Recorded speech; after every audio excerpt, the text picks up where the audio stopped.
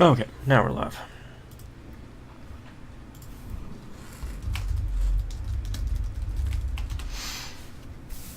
Alright. You guys have your what you been playing and all that jazz? Yep. Oh, jeez. I got like so much shit over on this side of the table, I can't see the bottom of the screen. Oh, come on. I just want to pop out chat. There you go. I have to sign in to do that now? What the fuck? Yay, Twitch. Hooray. 3-3.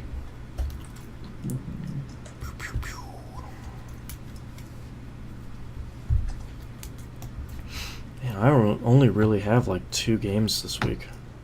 Yeah, same here. A whole slew of arcade, though, so. Yeah, until, whatchamacallit. Alright. I know I had...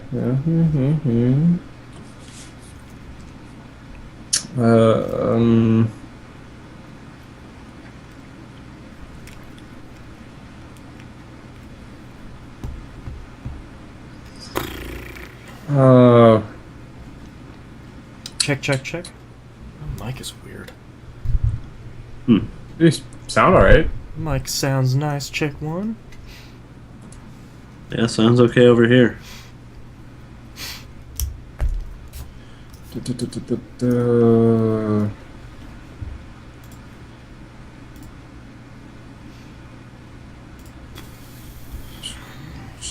I'm just running in my head to see if I played anything else. No, I didn't play Dead Rising this week. Alright. Whatevs. Alright, you peeps ready to start? I think so. Get this thing Yo. knocked out here.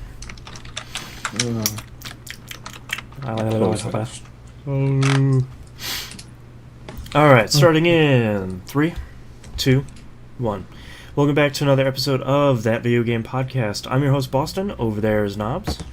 What's up? And over there's the Hannah. Hey. Quick announcement, if this episode suddenly stops or if the live stream goes away, it's been raining here for about 5 days straight, so I've probably lost power. So, fingers What, crossed. isn't that... Oh, that's what the... they kept saying, like, I kept seeing it on the news reader, or Flipboard, whatever the hell I was using the other day. Is that what's going on in California? Mhm. There's this huge drought, and Yep. now... And now we got Right. a little bit of rain, so mudslides. Because it's, Mudslides, sinkholes. yeah, the bad combo there. Yep. Alright, enough about precipitation. Let's talk about what you've been playing, Knobs. Alright, well, I can't remember my Twitch login, so F it. Alright. Alright, well, it's another week, so another week of Left 4 Dead 2 Monday night. It was, I think we played Dark Carnival. It was a pretty close match, from what I remember. I know, I think it was 3-on-7. I think Ian had some connection issues. I think it was that week. I don't know. They're all starting to blur together now. Yeah.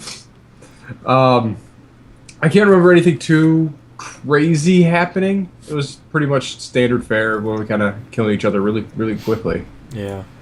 Nice. But I don't know. It was a good time. Everyone should come out and play because maybe some new blood and have some more fun. I don't know. I'd like to get 2 rooms going again at the same time. That's always a riot. Yeah. Every Monday, 10 p.m. EST, Xbox 360. That's right. Find a Left 4 Dead 2 in a bargain bin.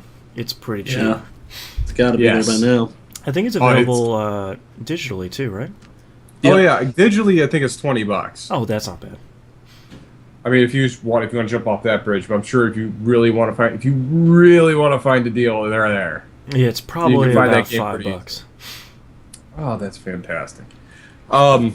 Yeah, that was to what was coming out this week, and I have no money. Anyway, actually, I played some DOA 5 this week. Oh, Yeah, 700. And I literally right before I went out, got something to eat, and I put myself in a food coma. yeah. We played about 20, 25 matches or something like that. Mhm. Nice. I'm playing through the Xbox One to the TV. And I'm not really having too much lag issues with it.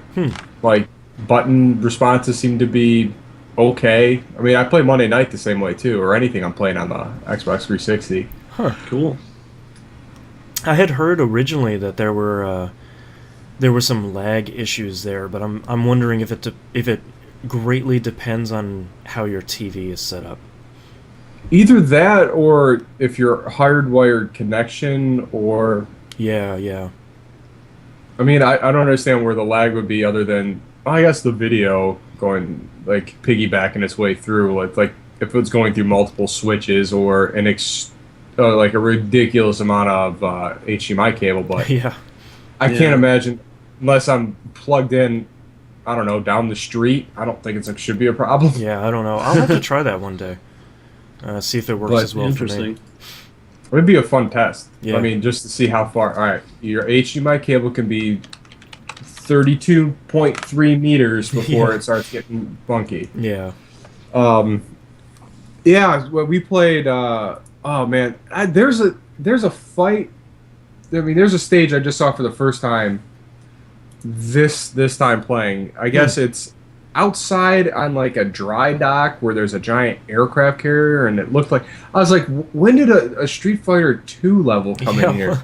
Are there elephants in the background too? Like it looked like it looked like a Guile stage with the planes and stuff. I'm like, huh, Nice. That's weird. I don't remember that. Did they just put that in or something, like a free patch thing?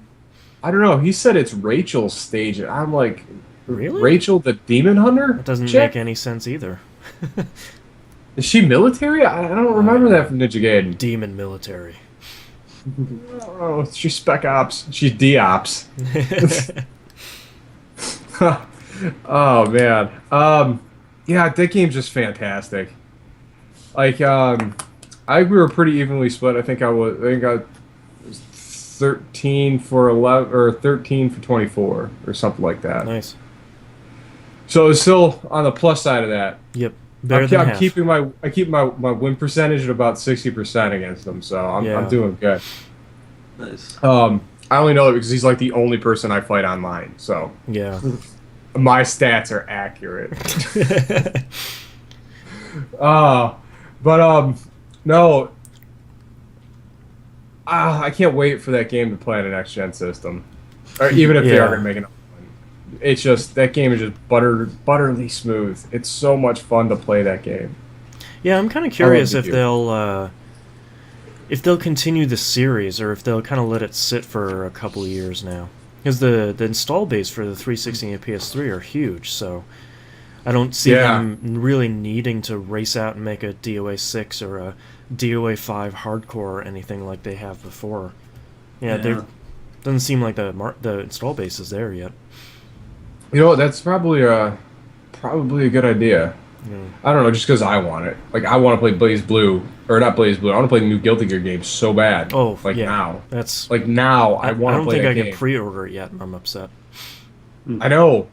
I want to play an awesome 2D fighting game. Yep. Bad, like right now, like something new. Yeah. Like, because I am not having any fun with Killer Instinct. Yeah, I just don't think that's the type of fighting game that you and I really gravitate towards. You know what's funny, because it reminds me a lot. Oh, anyway, I play Killer Instinct. I totally forgot about that one until just now. No, the only reason why I think I don't understand, because it reminds me so much of what Mortal Kombat was when it relaunched as MK9. Oh, yeah. Like, it's just not real smooth, but something for the way Mortal Kombat got it right, I think they got it wrong with Killer Instinct for me. Yeah, but to be fair, we were never really big Killer Instinct fans to begin with. Anyway. Absolutely not. Yeah, no. not like MK, where that's what we were pumping quarters into in the arcade. You know what's funny is it captures the same feeling I get when I used to play Killer Instinct when I was a kid, because I never had a Super Nintendo, so I would go over and just get pounded on by everybody else. So thanks for bringing that up for my childhood. Yeah, this game sucks.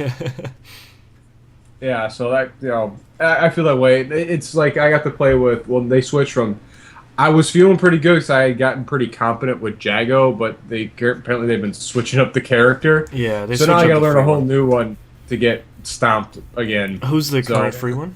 Spinal. Yeah. The character's kind of ridiculous. Yeah.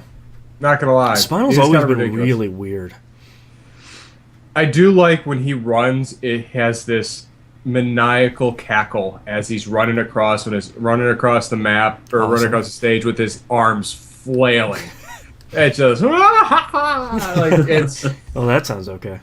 The character. I like the character. It's just I don't understand his movesets. Yeah. And of course, getting thrown in with a new character and so I don't know. Maybe I'm gonna end up buying this game for some reason. I don't know why. Probably. Alrighty. Played some more Battlefield 4. Yeah. So let's keep this train going.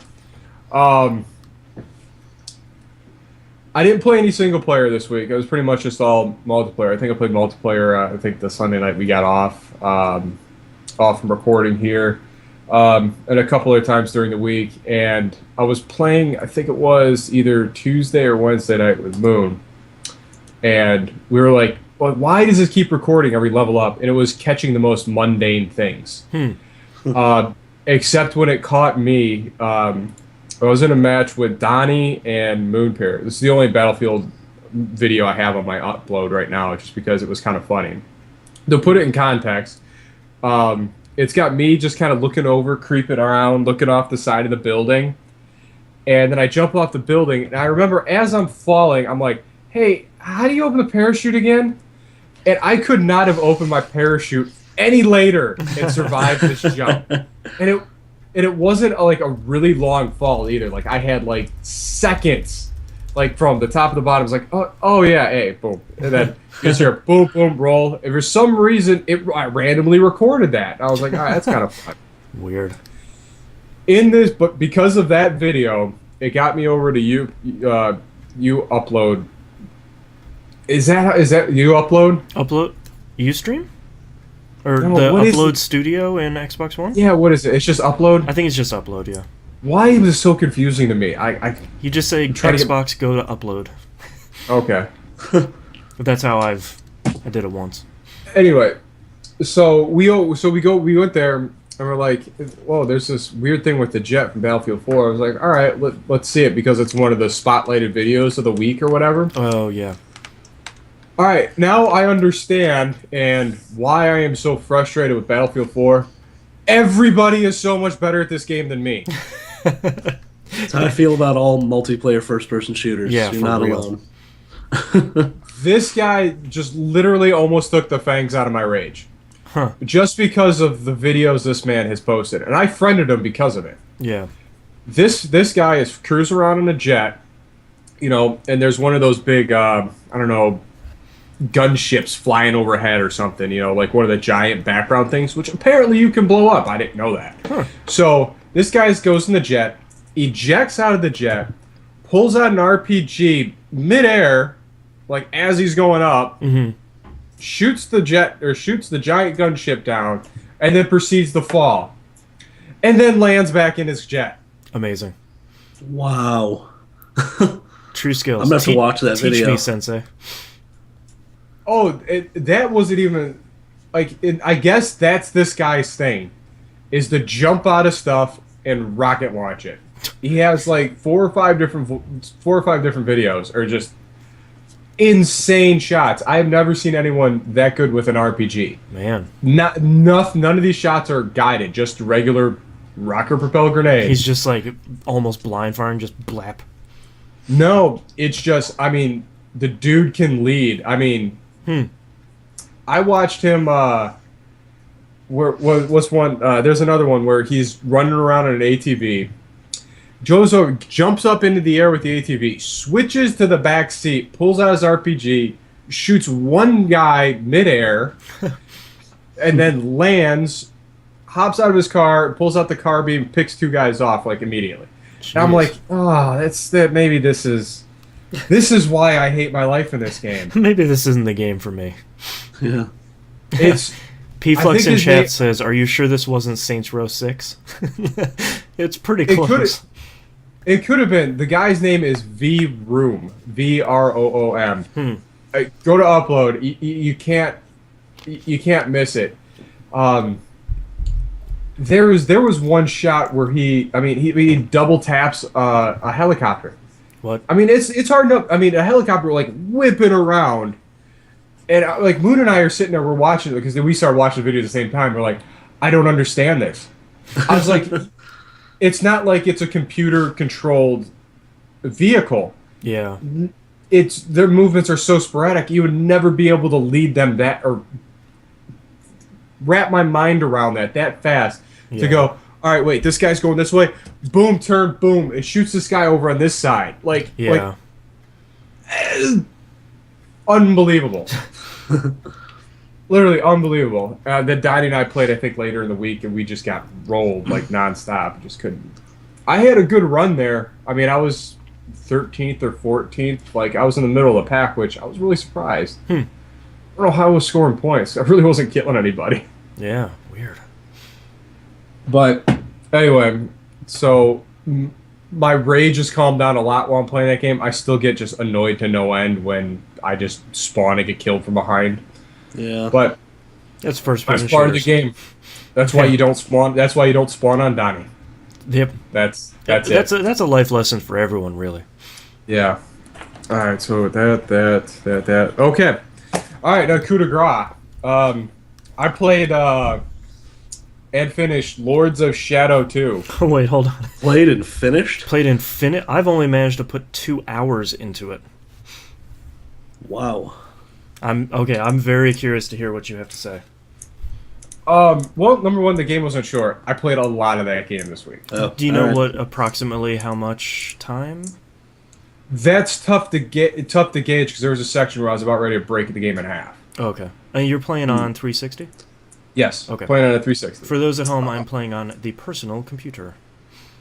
Oh, that's nice. Yeah. How does it look? Oh my god, dude. Because I know. Oh, go ahead. It looks. I don't understand. So I have a GTX 760, which that's a pretty good card. Yeah. I can max out everything in this game, and it's solid 60 at 1080p. It is. Nice. It is Ooh. astoundingly beautiful. I can't. It's nearly incomprehensible how nice it looks. Very nice. Yeah, the game didn't chug any bit on the 360 because I'm pretty sure it's de-resed a little bit, but that game it looks fantastic. Yeah. So you played the first 2 hours. So what do you think of the giant medieval battle mech? So for the whole first 2 hours, I'm not having any fun whatsoever. I couldn't dislike this game anymore. But Wow. to temper that, I have heard that the beginning of this game, just like the first Lords of Shadow, is really pretty bad, and it hits a point where you're like, oh, okay, this is good again. So Nice. I'm kind of not upset. I'm just kind of making my way through the game. The beginning tutorial battle mech thing was probably one of the worst tutorials and the lamest thing that I have played in a long time. It has 2 problems. And I'm not going to spoil anything for anyone because I know the game just came out. One is stop referencing Symphony of the Night. It's not funny and it's not clever. They couldn't be at lamer points in this game. And number 2 is stop trying so hard. Stop trying to be cool because it's not cool.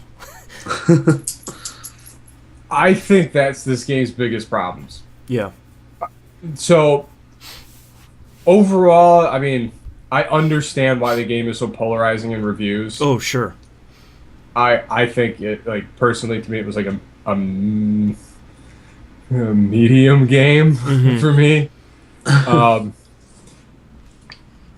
mean, all right, so it opens up and you have your tutorial level and whatever that is. It's and fine. It's okay.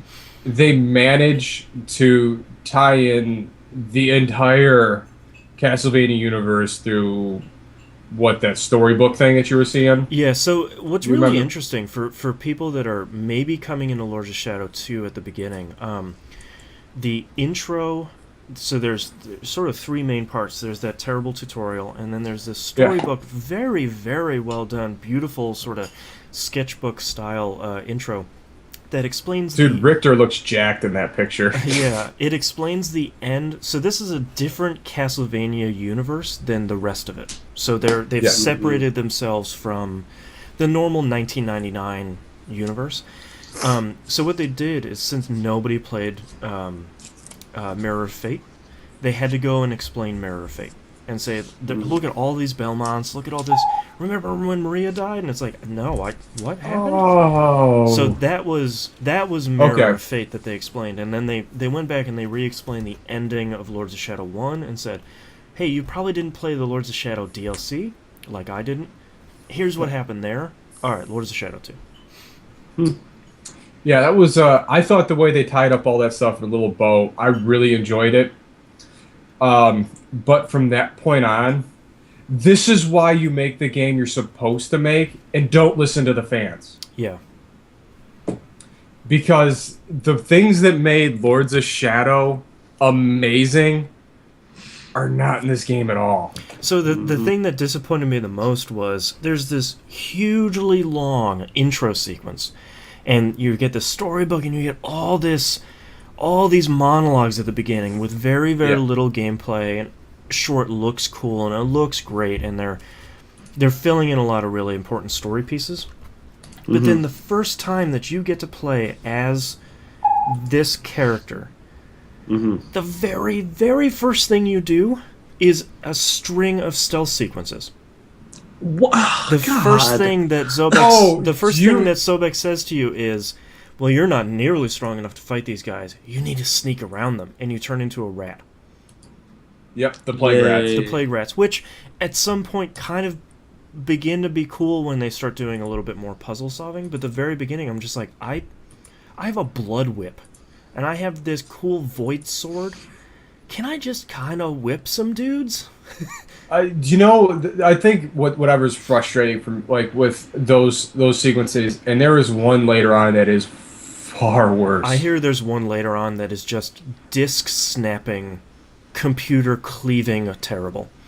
So I played roughly 25 hours of this game. Mm-hmm. That section that they're referencing took 3 hours for me to finish. Yeah, I've heard it's just what's so funny is the immediate thing that I thought when I was, and I'm glad, I'm sort of sad I didn't live stream me playing Lords of Shadow 2, because a lot of it was just like, really don't pan over this puzzle. I know how to traverse a room where there's only one place to go.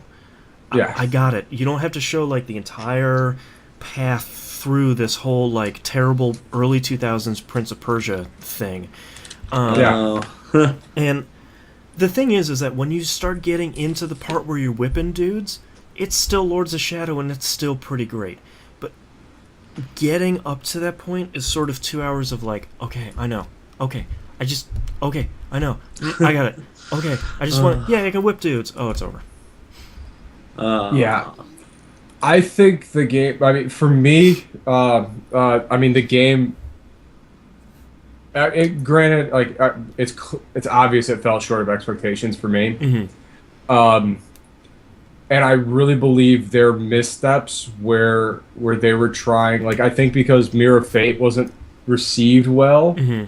That they're just like, what do we do to make these people happy? Yeah. I think the funniest thing about Mirror of Fate is that game was not going to succeed. It was a 2D Castlevania game that was neither a Metroidvania nor was it a classic Castlevania game, made by a studio that people don't want to make. They don't want them to make Castlevania games in the first place, and it ran like crap on the 3DS. So like every checkbox was left unchecked for even...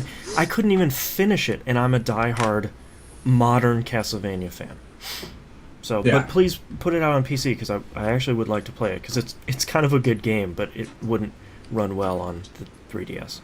Yeah, Toxic Joker. I don't think it's worth $60. Yeah, I- Toxic Joker in chat just- says, so basically Lords of Shadow 2 is not worth $60? I think unless you're a huge fan like we are, and it's. I mean, believe me, I got 60. So I don't know, pretty close to $60 to play out of it already. Yeah. But that's not really counting how many times I had to restart. Like, I mean, there was one section where like that section, the stealth thing with the leaves. Mm-hmm. All right, just so everyone knows, use the mist power because there is no other way. You cannot manipulate that character to get away from him, and he sees you everywhere, and he's blind. Right. And it's you know, oh it's, my God. And it's stuff like that too. Like I don't know. When I go in and I play next time, I'm gonna turn off QTs. Which, by the way, developers, if you give the option of turning off QTs, just get rid of them. Oh, there were no QTs. Probably because you turn them off. I don't remember turning them off. Maybe they came off by default. I don't know. That would be the smart move. I didn't see one of crazy. them. Every time every time you suck the blood from peeps, there's a QT where the two rings come together. Nope, I didn't see. Yep. I didn't see a single ring this entire game. Yeah, QTs were off for you then, which is fine because they're kind of even worse than last time. I see. I thought they were handled very well in the first game. I thought so seemed too. they seemed to be appropriate and brought you into that little animatic that they were doing. So, Like, part of my frustration for that intro tutorial section is there's a part where the golem or whatever they call him is smashing his fist repeatedly into the side of the castle, and every time he smashes his fist, after that you have to do a really quick QTE, and the problem is that the timing is so different from every other game that has them in them that I kept failing it over and over and over again. So I had to keep doing this segment over and over again. And it was just the same thing. Get back on the arm. He's going to do the exact same thing. And I failed it about 4 or 5 times because I couldn't get the timing right. And it hadn't given me enough opportunities where it wasn't going to punish me like this to learn the timing of the game.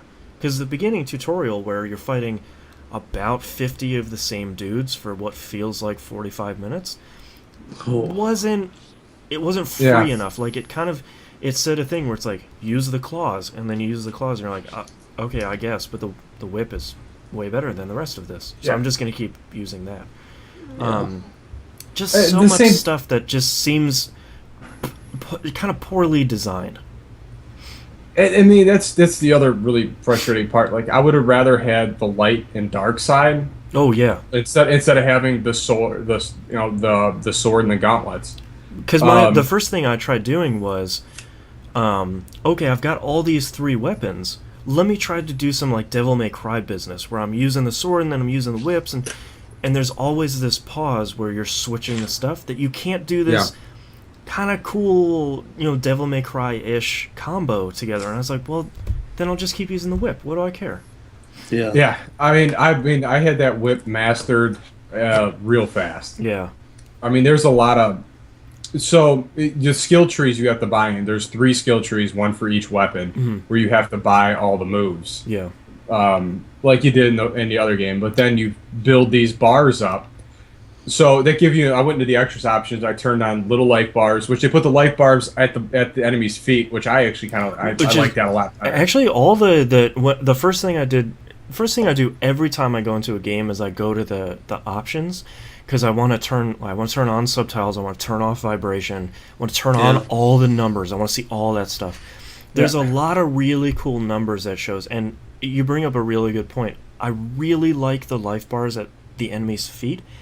I'm not sure why, but I think it's because I don't get them all jumbled up. It seemed to make sense. You're like, that is the perfect spot for a life bar. Yep. They're not up in the air, and they're not when you get close to an enemy, because they're gone, because they're below you. Mm-hmm. So they're not like, you're not looking at a green bar like right floating at your eye level. Yeah. And I turned on the skill mastery numbers, which I thought were awesome. Yep. Like, I was like, oh, what was that move I just did? Oh, okay. Yeah. All right, I'm gonna milk that for a little bit. Yeah. learn to master the somersault, because that is the best move ever, especially because later in the game everything has shields. Oh yeah. You don't like the claws? Get used to using the claws. You know, Because that's the only thing that's going to break shields. I was just thinking, you know, we've talked a bunch of Yang on this game, and fairly so. It's even nearly immediately it's kind of a big disappointment. But there are a lot of things that this game does really interestingly. The navigation stuff early on in the game is pretty cool. Get really sick of the bats right away to be like, hey, you can jump up here. I heard that noise in my dreams. Just a screech, screech, screech, screech, screech. Yeah. But there are some cool things. Those pain boxes are actually kind of neat. So basically, Gabriel sticks his hand to them, and then you get a shard of something that upgrades. You know, it's basically orange, blue, or red for health. The blue bar, the void bar, or the orange bar. Those are kind of cool, and there's enough. Even immediately at the beginning, there's enough exploration in each one of the levels that not only can you tell, okay, I probably need the double jump to get up there, or all right, I probably need something cool to get over there to get that thing. Very quickly, you're like, oh, I can probably turn into mist later because that's the only way I can get in there.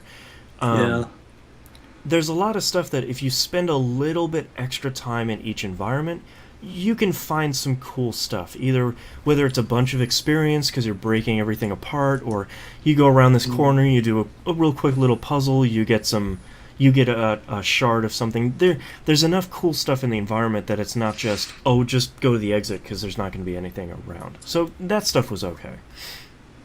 Yeah, there's a lot of this. I mean, granted, they wanted. All right, so they turned the game from, which was Lords of Shadow 1, which was a game that was literally a crusade. Yeah. So I mean, you're traversing this linear path through these awesome environments and stuff, and you're never really having that retread, which is one of the reasons why I love that game so much. Is it felt like a journey. Yeah, the only way to go back was to complete those really cool challenges that were in there that were actually challenging and felt very rewarding when you're like, yeah, man, I finally beat that boss without getting hit. That was awesome. Yeah. Or I beat him within that time limit, which even when we were at our most skilled playing that game was a super challenge. Yeah. This game just exploring it wasn't fun. That's a bummer. For a Castlevania game, even a non-Metroidvania Castlevania game, that's a bummer. This all right. This felt like this should have been. What's that one? It felt like Curse of Darkness without all the cool Gollum stuff. Which most people don't like Curse of Darkness, so to go to say that is sort of like, ooh.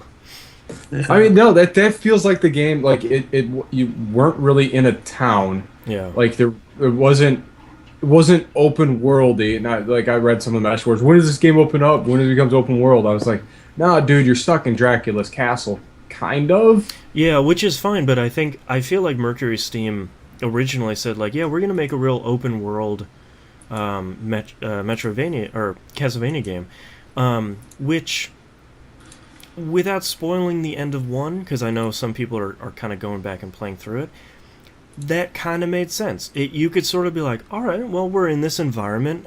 I could buy that. That could be really cool. And then when the game comes out, kind of find out that it's not. It's sort of stuck in between the two. And then we find out that development was allegedly very troubled, and that company is probably going to be in a significant amount of trouble from their staff members for questionable practices. Oh, really? I never even heard anything beyond. Like, I think the post-mortem would be ridiculous to read on this. Pretty much like, the first day it came out, staff members from Mercury Steam were coming out and being like, yo, we gotta talk about this, because they worked us into the ground for a game that we were trying to make better. And I think that, for me, that's the problem with Lords of Shadow 2. This is a better game. This game isn't this is the beta for this game. Like, this game, Lords of Shadow 1 was a much better game than it should have been. Because it seemed like, well, we took a bunch of cool stuff from games lately, and yeah, we put it in here, which we've played bad games like that, but it was the better than the sum of its parts. And this game, even at the beginning, is sort of like, well, yeah, that's kind of what games are, and that's kind of a bummer. There were things that were done significantly better in the previous game, like a lot of the traversing environments.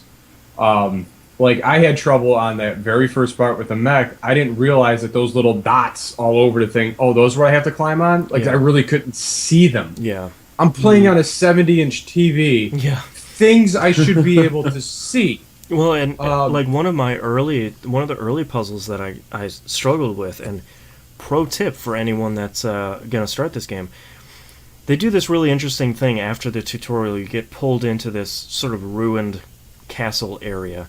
And there's this part where there are 4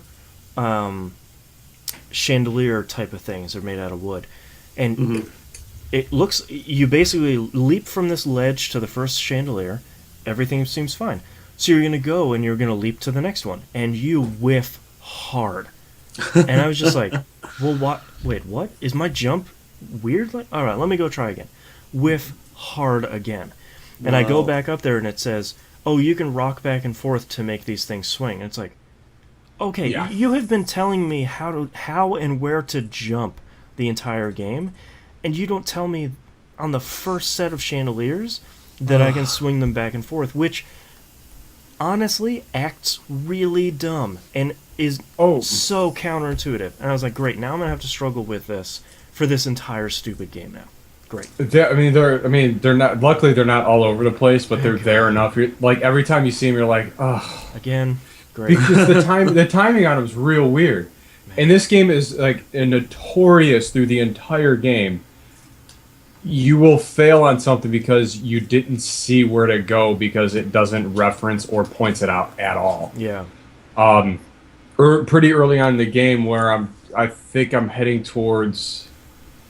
I think the Gorgon's layer or something, where there's this big area where you have to, mantle and travel up all over this stuff.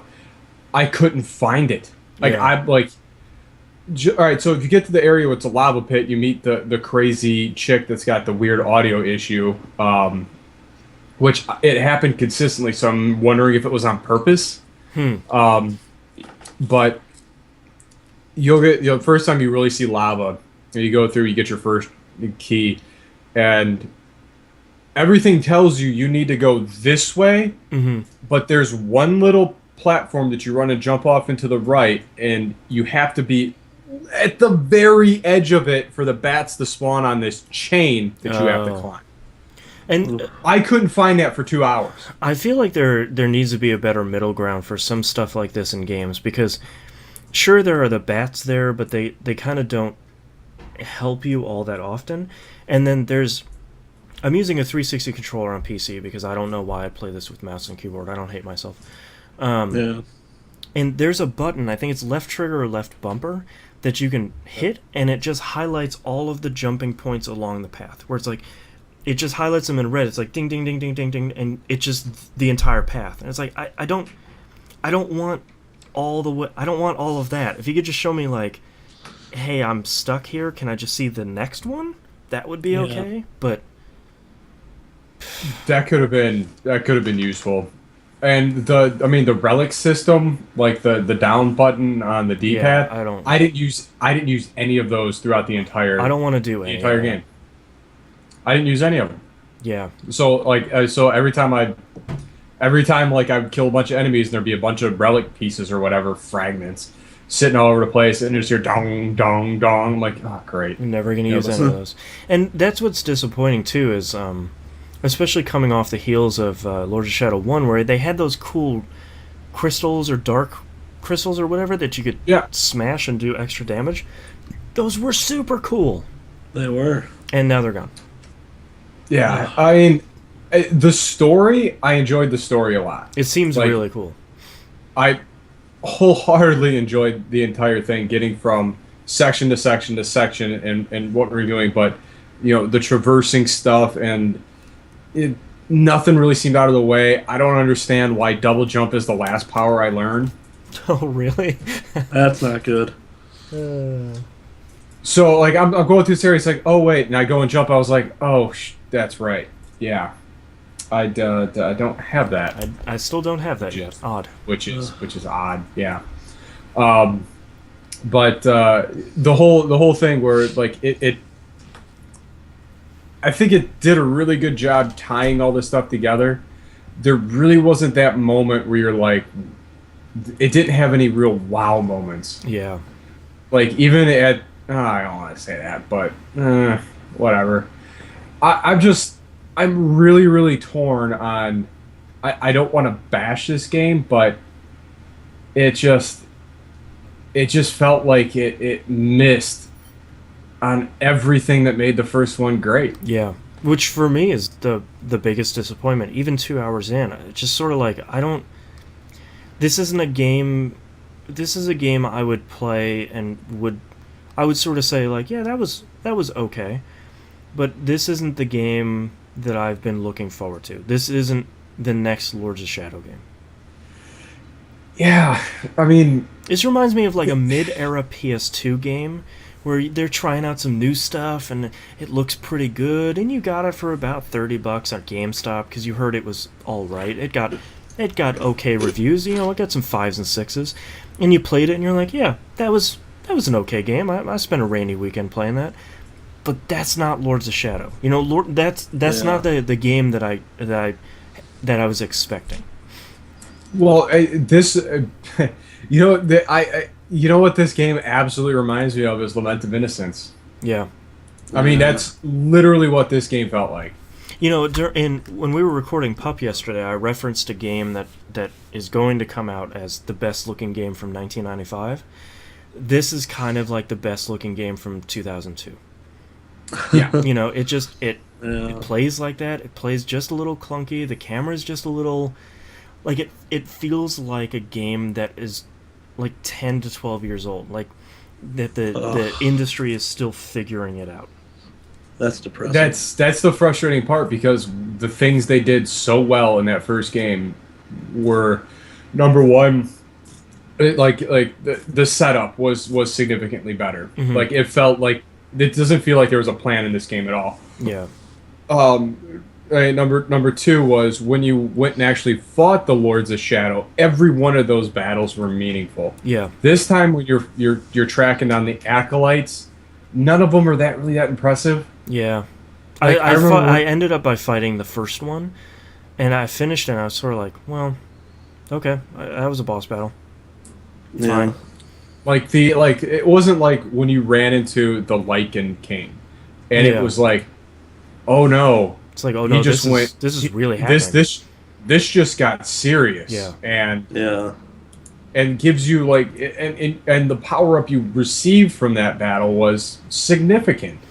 P-Flux in chat says, so Lords of Shadow 2 is Alpha Protocol? Got it. But without that plucky underdog, let's brush away some of this dirt and there's a really good game underneath. It's just kind of okay.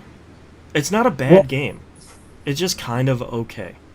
Yeah, I mean, we're struggling to find things that, usually a sequel improves on its predecessor. Yeah, you're like, oh man, it's like Lords of Shadow 1, but look at all this cool stuff they add. Like, that was the conversation I was expecting to have this week, is like, all right, we loved Lords of Shadow 1, we've talked about it enough.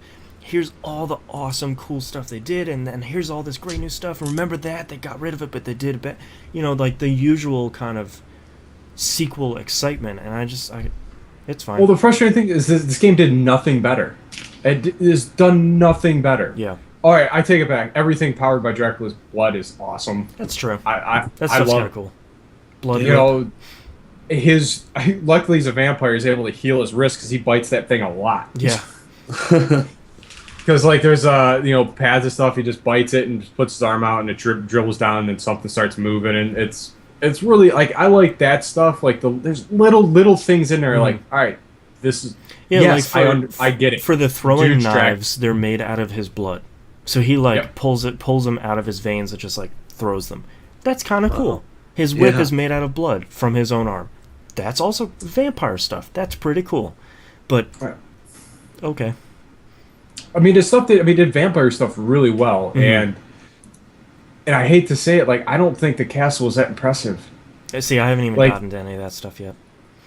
I mean, I'm not trying to beat it down, but you remember, like, I keep going back to Lord of Shadow 1, just because I remember working my way up to Camilla and being just in awe of I had to climb around this before I got even close to getting into it. Yeah.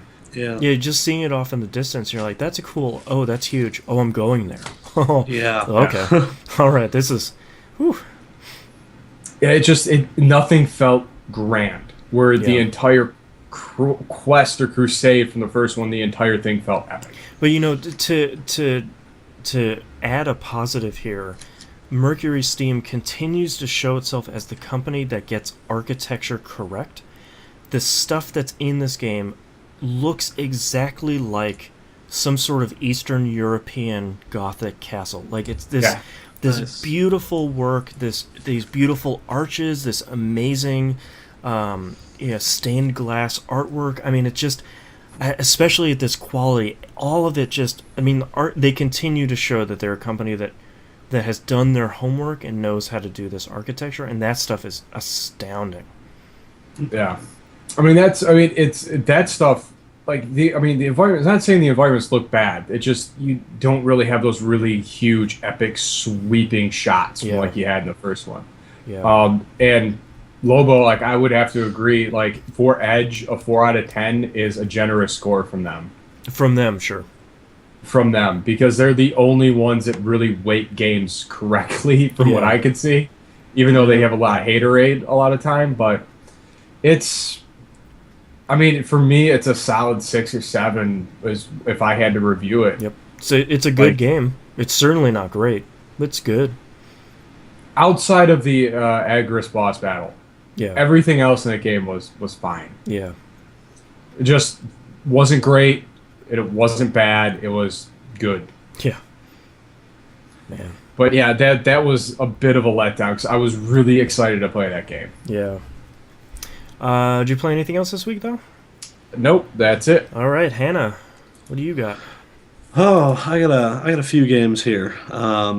So I played a bunch more Starbound this week. After listening to some suggestions in chat during last week's show, I finally crafted the individual tools that you need to actually dig and cut down trees and stuff, and it's a lot faster. Oh, yeah. Than just the standard matter manipulator.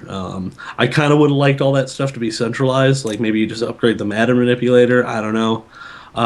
But it's not as inconvenient as Terraria, having to carry around a bunch of different stuff. So, not bad at all. So I've made some progress in that. I finally found iron and coal. I was apparently just digging in the wrong direction. Like I shouldn't have been going straight down. I should have been going and looking for deposits that were near the surface, and then digging in those areas. The problem with that is every time I venture a little too far away from my little camp, I die. Because the only thing I have right now is a bow and arrow.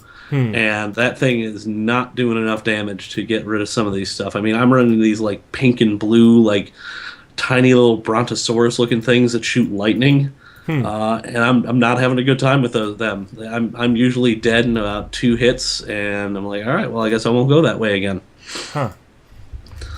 So I think my next goal here is to put together some armor and to get a good melee weapon that I can really just cut through these things with. Yeah. But yeah, I've sort of got the basics of the game down, which is good. And my next mission I think is like the last of the tutorial missions, where it's like, hey, you need to build like a beacon so that you can flag down a larger ship and maybe get some fuel for yours. So, but yeah, didn't play as much of that as I would have liked, but it's still a ton of fun, and I can't wait to dig more into it. I played a little bit more Hearthstone. I did a couple of random matches earlier in the week. My Hunter deck is surprisingly solid. I sort of just keep winning with it. and it's I've read some of the posts on last week's episode discussion thread, and the point to about making the game move faster is a great point, because I sat down for I think probably a half hour on either Tuesday or Wednesday, and I was able to bang out like 3 matches Yeah. in that amount of time, which is for a game like for any sort of trading card game usually isn't the case. You're usually sitting there for a good half hour. Mm-hmm. So I think once they come out with the mobile versions, I will probably be a lot more active on that. But it's just sort of hard with all the stuff coming up. The whole wedding thing to actually get a break and like be able to sit down in front of my computer for 30 minutes and just play a game. Yeah. And I really want to do more arena runs, because I think that's sort of the meat and potatoes of that game, is that drafting, that deck building, and really learning what the cards and what the different characters do. Yeah, it's just it's so fun. It really is, and trying to level up the other decks, the other characters, like the Druid. I think I finally got all the basic cards for, so I can sort of build myself a nice little Druid deck. I kind of don't want to go through that. Because you sort of have to like go through the practice mode a whole bunch of times with each character to get all their cards. I just sort of wish there was a way to do that a little more quickly. I think you can do that now if you play random matches. Yeah, but the issue you run into there is you don't have the basic cards unlocked, so you're going to lose a whole bunch, and you're not going to get much experience. Yeah. So if you're just playing other basic decks in practice mode, you're going to move it a lot faster. I don't know. I'm sure there's a way to cheat it. I'm sure I could get somebody on my friends list to just sort of let me destroy them. Yeah. And suppose there isn't a way to circumvent that at all. Yeah, I'm sort of surprised there isn't just unlock all characters, all the base decks, base cards for $5. Yeah, I was just about to bring that up. For a game that already has microtransactions, I'm surprised that they haven't said like, hey, you just want to skip? You finished the tutorial? Do you just want to unlock, or like $2 per character or something? Something. I'm surprised that there's not something there to kind of feed that. Well, I think the logic for not having that microtransaction in there yet, because I sort of get the feeling that that's one that people are going to be like, well, I don't want to do this. Well, A, you only have to do it one time, and B, if you're playing the deck against other decks, you learn how to play it. Right. So it sort of acts as a built-in tutorial without really being a tutorial to that specific deck. It makes sense to why you wouldn't be able to just buy right up to that. Right. So I'm definitely still having a ton of fun with that, and I'm curious as to when they're going to come out with the mobile versions. There's been sort of back and forth. Will it be this summer? Will it be in fall? When are they going to actually get these out there? And I sort of figured they'd do that once the open beta was over, like once the final version is complete. That way they don't have to keep patching the game, possibly multiple times a day. Yeah. So, I'm definitely looking forward to that. I decided to go out and hunt down the Android version of Flappy Bird because I keep hearing about it, and you got all these crazy people spending, $13,000 on an iPhone that already has it installed. Yeah. What? It's like, all right, yeah, there was someone who sold their phone on eBay because it still had it installed after he pulled it from the markets. Yep. And that level of misunderstanding about technology is just beautiful to me. Yeah. So I went, I found an APK for it. I sideloaded it onto my phone, and I lost a good 3 hours of this game. You know what? It's for something that was built in a week. It is solid. Yeah. It is that perfect mix of not too difficult, but kind of difficult, but not really difficult. It's just sort of, and you almost feel cheated when you lose because you know it was your fault. Yeah. the only person doing anything, and it's just this basic control scheme, and I like that you can play it in portrait mode. That's sort of my Nice. favorite feature of it, because you don't have to sit there and turn your phone sideways and just I don't know. I get bothered when a game forces me to play in landscape mode on my Widescreen? phone. Yeah, because I'm just sitting there, like, it loads up, and like I'm looking at it, and it's the entire loading screen is sideways. I'm just like, ugh, and half the time I just hit the home button, I'm out. Yeah. It's like, no, that is not why I play mobile games on my phone. If I wanted to do that, I would have gone and got my Vita upstairs, But the amount of fun I've had with Flappy Bird is like, all right, you know what? I think his addiction excuse might have actually been more valid than we think. Because it's just, you can load it up, you can play a few rounds, and you can lose 2 hours. Yeah.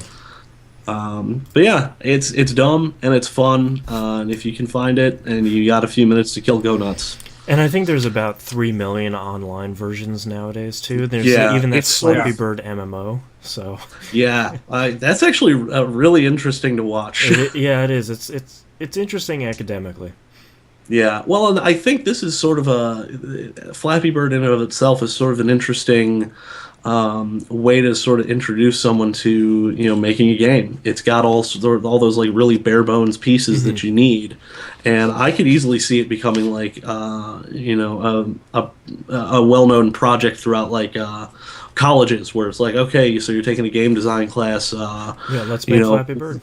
Yeah, we're gonna make Flappy Bird. It's gonna be like, okay, let's make Pac-Man or let's make Mario. Yeah, exactly. Flappy Bird's gonna be on that level. Everyone's gonna know what it is, and Yeah. just for a game to have that kind of impact in that short of a time it was a really interesting like social thing for me. I was like, Yeah. all right, I'm just gonna check it out.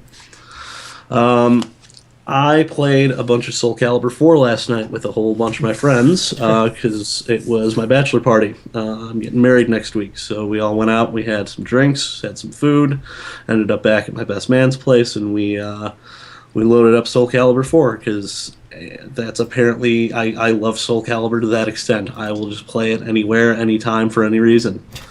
And man, that game is just I wish I could get that game mashed up with the Soul Calibur 2 controls, because they were just so precise and so well done. But the thing that this has that Soul Calibur 2 doesn't is the random, which is random character with a randomly pieced together costume.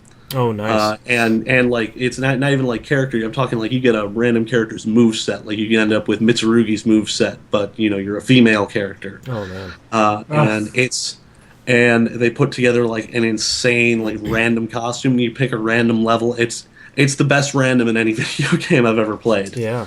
Because you'll get something where dude's wearing like the frilly pirate shirt and no pants.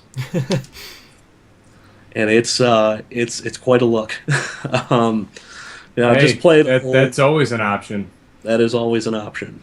I just played a whole bunch of that, and it's just really, really tons of fun. And it's got to be like in bargain bins for like $3 to $5 at this point. Yeah. Wait, Soul Calibur 4, I think, is that the one that has Yoda in it? That is the one Yeah. that has Yoda and Vader in it, and I believe Starkiller from the The Apprentice. Yeah. Yeah. So, if you've never played it, if you've never played a Soul Calibur game, that's a good one to start with. Like the way Knobs feels about DOA is the way I feel about Soul Calibur. It is perfectly in my wheelhouse as far as fighting games go. We all have our vices, dude. We all do, and it's pretty fantastic. But that's pretty much all the games I played at home this week.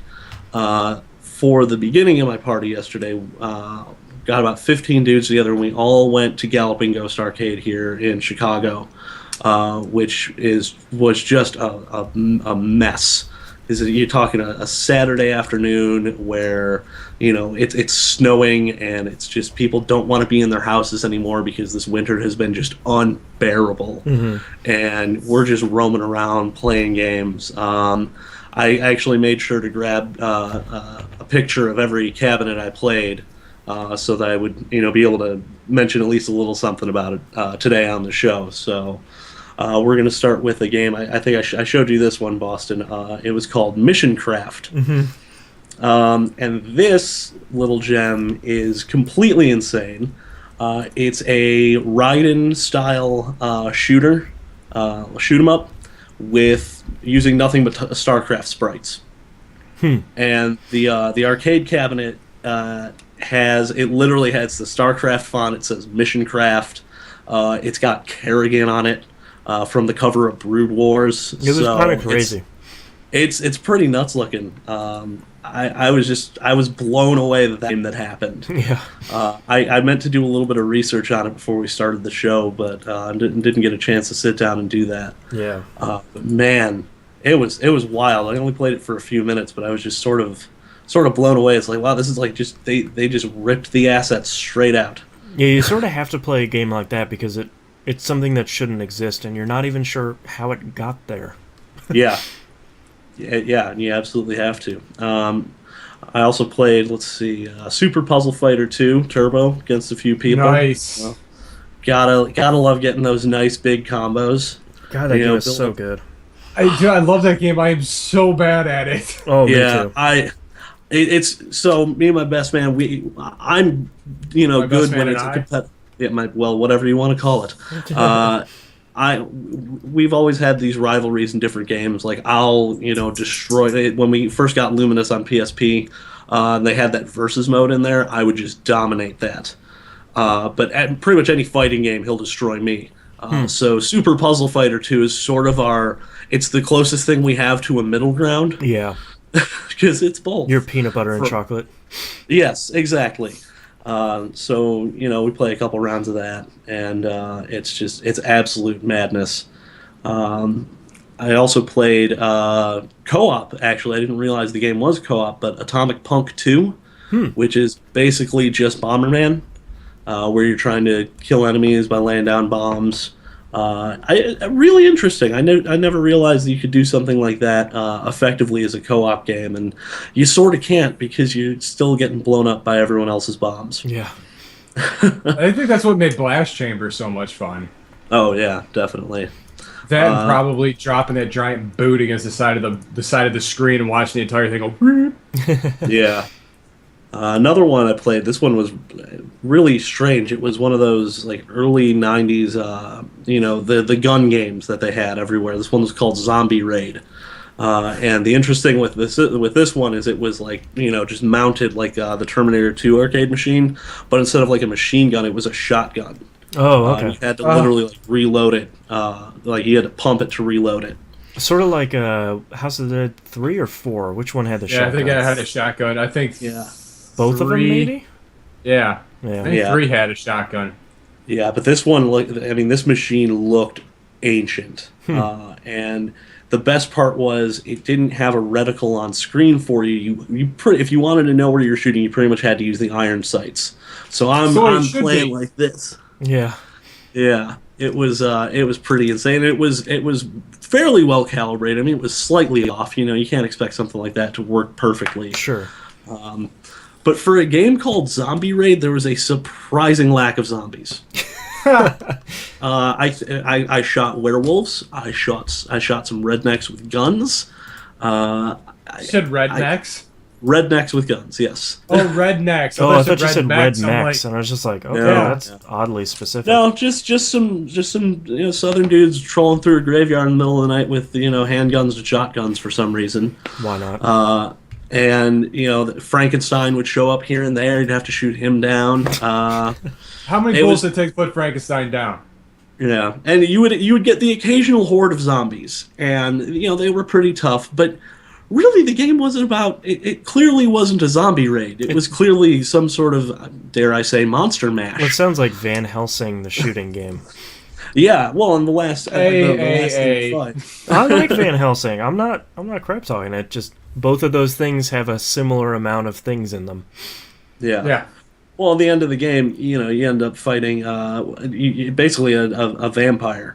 And it's sort of like, okay, if you went with Zombie Raid, you really didn't lean on that, which good on you. I can sort of respect Subvert that. my expectations. Yeah.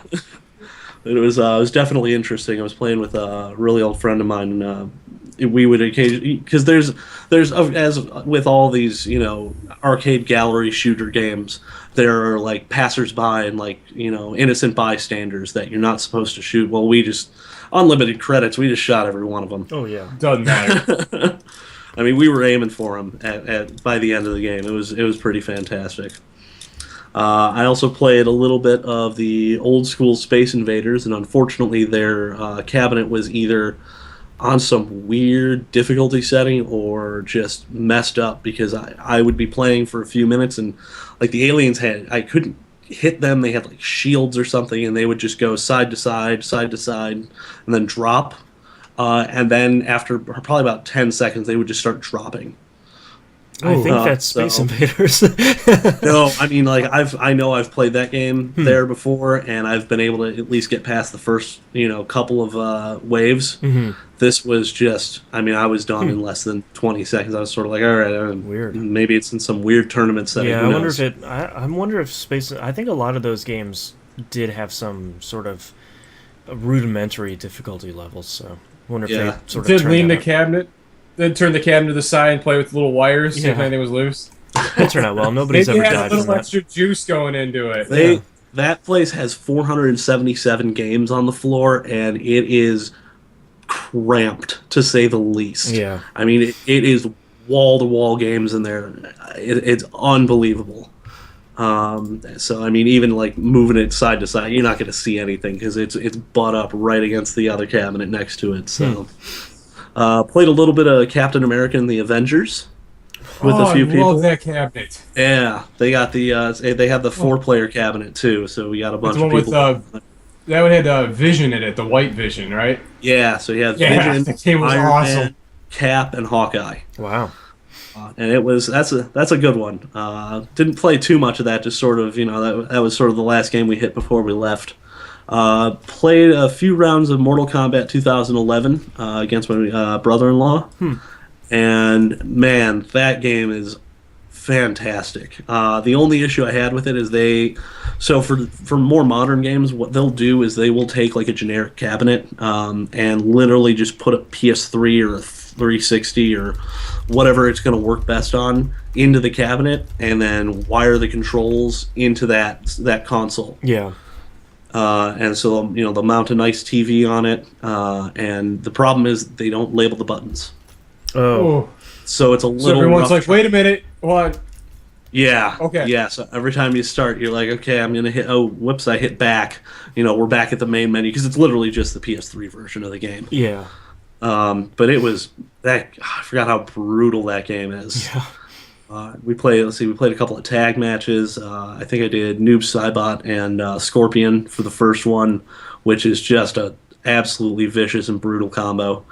And then I did, you do the classic, you do the Scorpion versus Sub-Zero fight. You sort of have to. Mm-hmm. And that's such a solid fighting game. Oh yeah. You said compared to like Killer Instinct, I mean, they did everything right with that remake and more. Because at that point with Mortal Kombat, no one was excited to play another one. Yeah, everyone's like, "Oh, this great, thing comes another out- one." This one comes out and you're like, "Oh, it's right. It's like, since 2, Hey, none everyone, of them they have been did right." it. They got it right, guys. Yeah. Everyone go play this. They did it. Everyone go buy it. Yeah. All right. Played a They've little got bit. 2 right and 7 missteps. Yeah. Yeah, well, you can't win them all, or most of them, apparently. Played a little bit of the original Tron arcade cabinet. Oh wow. So the one that has like the 4, not discs of Tron, which they have, but unfortunately wasn't working that day. Bummer. But this was like the 4 different little mini games where you've got it's got the joystick and the dial. Mm-hmm. Yeah. So you have to get to the MCP core. You have to the light bikes are in there. And there's 2 others. I think it's like just a random like move your dude into the center circle before time runs out, like stuff that never happened in the movie. Yeah. And then what was the last? Oh, and the last one is the tanks. So you can actually do the tank battle. And that one's really rough. I'm not great at that one. But definitely, I mean, this place is like a museum. So there's some games you just see it and you kind of have to play it. Yeah. Played a bunch of Soul Calibur 3 Arcade Edition because why wouldn't I? Yeah. And that went, the exact same way you'd expect. Just, playing a bunch of different people. Here and there, I'd get my butt handed to me. But yeah, I think I had a pretty solid showing. I think I won about probably a good 45% of the matches I played. So Yeah. didn't do too bad. Played a bunch of House of the Dead. It was right there. You can't Why pass not? that one up. No. Played some Rampart.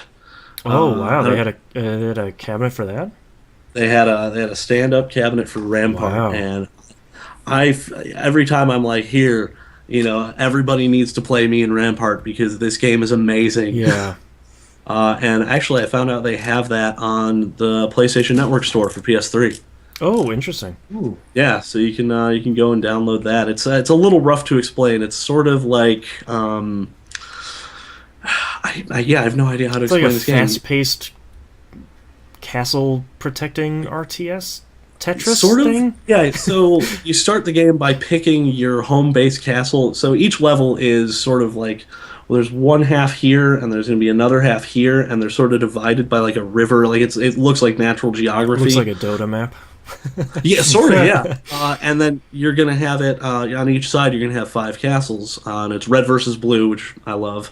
And you select your home base castle, and it'll automatically build like a walled fortress around your castle. And I believe the next phase is you place your cannons inside of your fortress, and you start with 3. And I think it bases something off of your score, how many castles you have surrounded. When every round that you'll get a few more cannons. So the actual combat starts, and you have to move your cursor all the way to the other side and try to take down the walls of your opponent's fortress. Mm-hmm. And sort of the key with it is take out really small chunks here and there, because when you have to rebuild. The rebuild is like rebuilding the fortress. You have to do it manually, and it's sort of like a weird version of Tetris. Mm-hmm. You get like these tetraminos, and you have to like rotate them and slap them into place. And while you're repairing, the existing fortress, you also have to expand it and try and surround the other castles on your side of the river. And the more castles you surround, the more cannons you're going to get per turn, the better you're going to do against your opponent. It's a really great game. It's really, for a game of that era, it requires a decent bit of strategic thought and really quick reflexes. Yeah. Because if you're good at Tetris, like you can win that game just by sheer force. If you can surround 2 or 3 castles on your second turn, you've pretty much got it made, because you're going to get like 4 or 5 cannons, while the other guy might get 2 or 3, and that sort of makes all the difference. Yeah. Brute force Tetris skills. Yeah. Yeah, it's really wild, and I've played. I think I played my younger brother in it yesterday. I think I played a couple other people in it yesterday, and I just never get tired of it. Played a little bit of the Simpsons arcade game, because it's there. You have I don't to do want it. to pass that up. Got to go 4 players on that. We were all talking about how different the game would have been had it been made just maybe in the 6th or 7th season, and how many characters they would have been able to add in and all sorts of crazy stuff. And, I think our favorite discussion went down the road of, well, there should definitely be, Maggie should be an unlockable character in this game. Once you finish it, you should be able to come back and have her. It's like, well, what would be her weapon? Because you got Lisa with the jump rope, Marge has the vacuum cleaner, Homer. I don't know if he has a weapon. Ball? I think it's a bowling ball. Yeah. And then Bart has a skateboard. And I was like, well, Maggie could like chuck her pacifier or something crazy like that. And I can't remember, one of my friends was like, it should be a gun. That's what I was just about to say. It needs to be a gun. No, you need to give Maggie a battle axe. Make it ridiculous. Nah. Yeah. Well, no, because who shot Mr. Burns? Yeah. That famous episode. Yeah. So it was just that game's wild. Played a little bit of Donkey Kong Jr. because have really fond memories of that one. That game's great. That game is fantastic. That game is tough. Yeah. That game does not mess around at all. That reminds me a lot of the X-Men arcade game, where like I didn't realize how hard that game was until I replayed it on the 360 in the arcade. I'm like, oh my god, how did we do any of this when we were kids? Yeah. Yeah. We had a lot of quarters. Yeah. And the last game I played before we left the arcade was Warlords, Ooh. which is, if you've never seen it, it's like this crazy four-player version of Breakout, Mm-hmm. where you have a dial and you have a button, and that's it.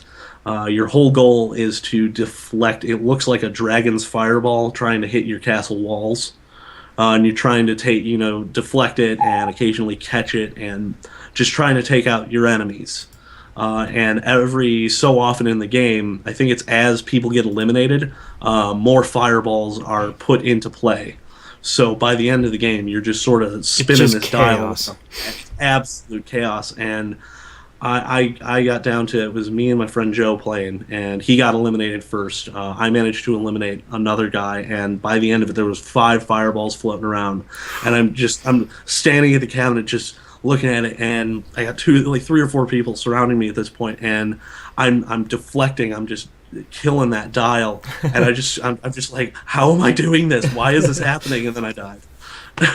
Oh man. That game's pretty wild, and there's actually a version of it on Xbox Live Arcade I discovered not too long ago. Oh if you yeah, wanna I check forgot about that.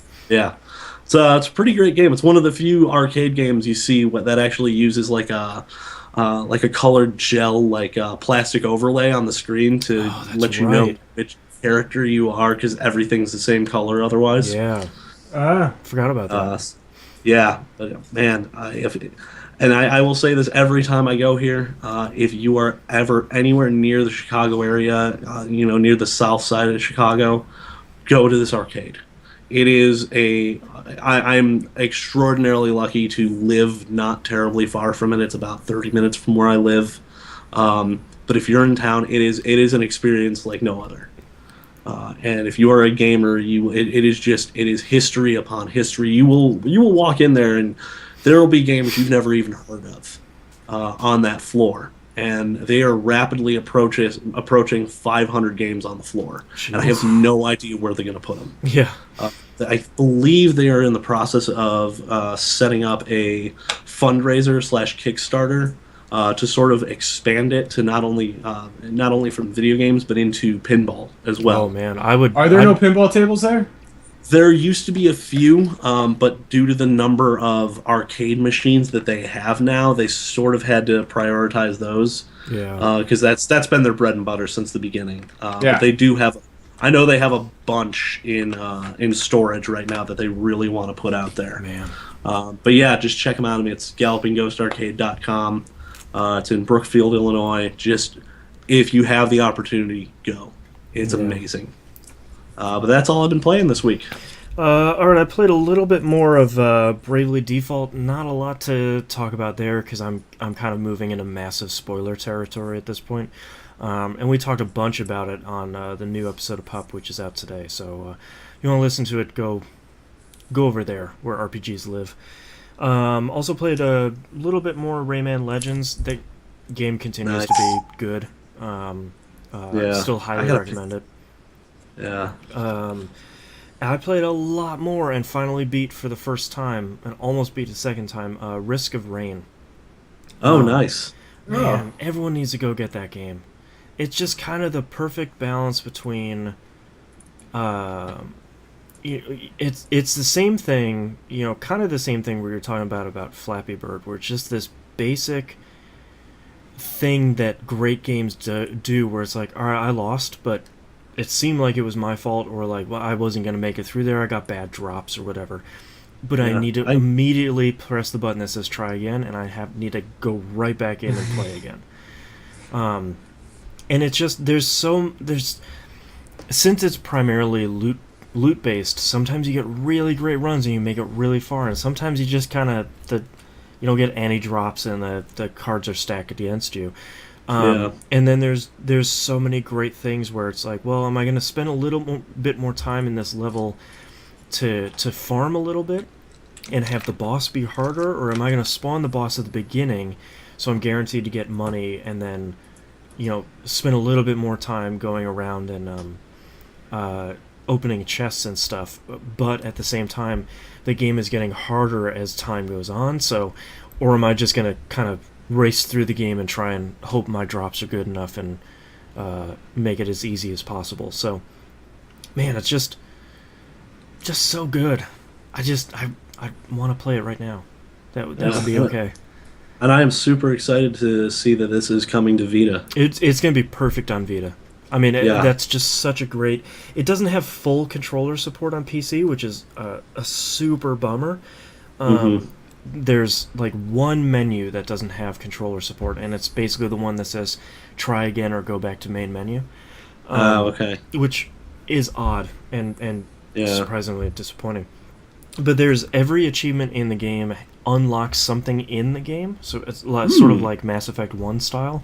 So the better you do in the game and the more stuff you try and explore and do, the more you get rewarded. Like if you spend a little bit of time, there was one achievement that have $20,000 on hand at one time, which is pretty difficult.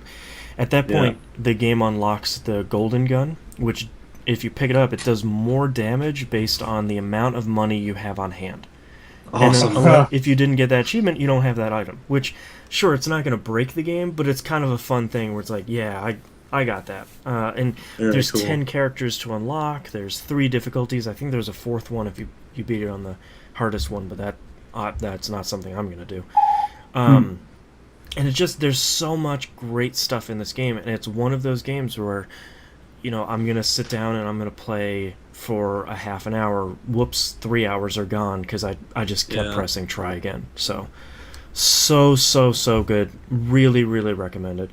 And the last game I picked up, or I played this week, is I finally got around to playing Danganronpa for the PS Vita, Trigger Happy Havoc. Oh, nice.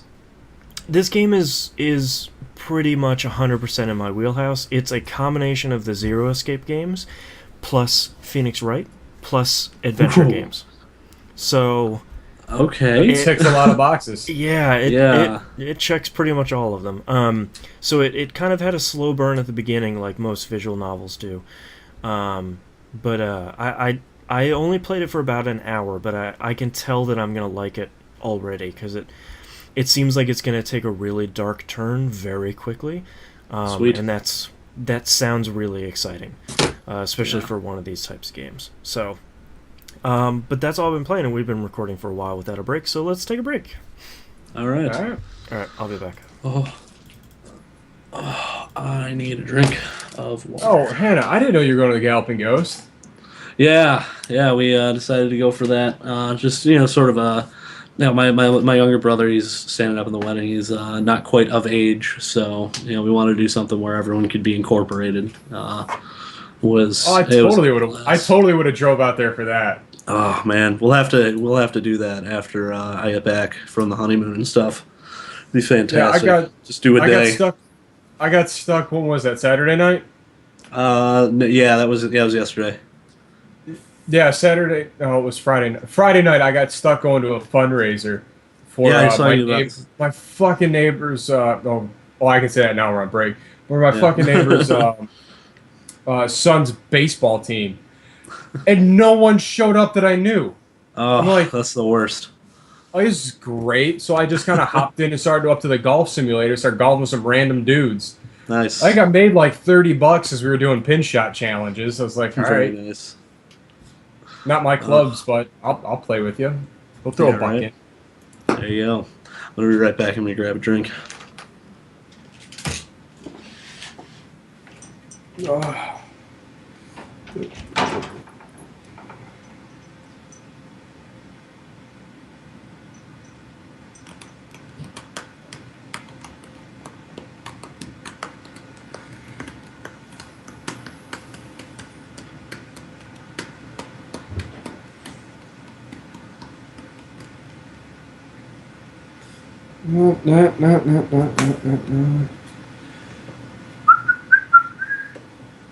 No, Boomer, stop.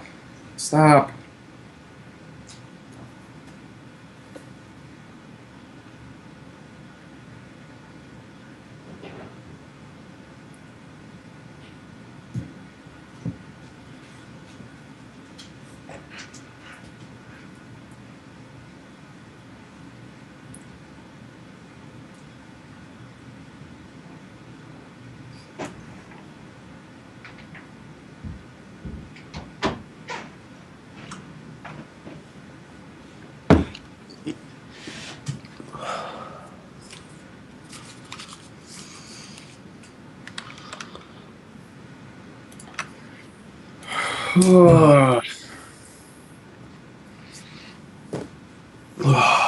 Long day.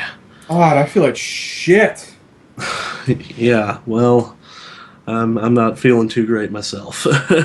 Oh man, Burger King was a poor decision. Usually is.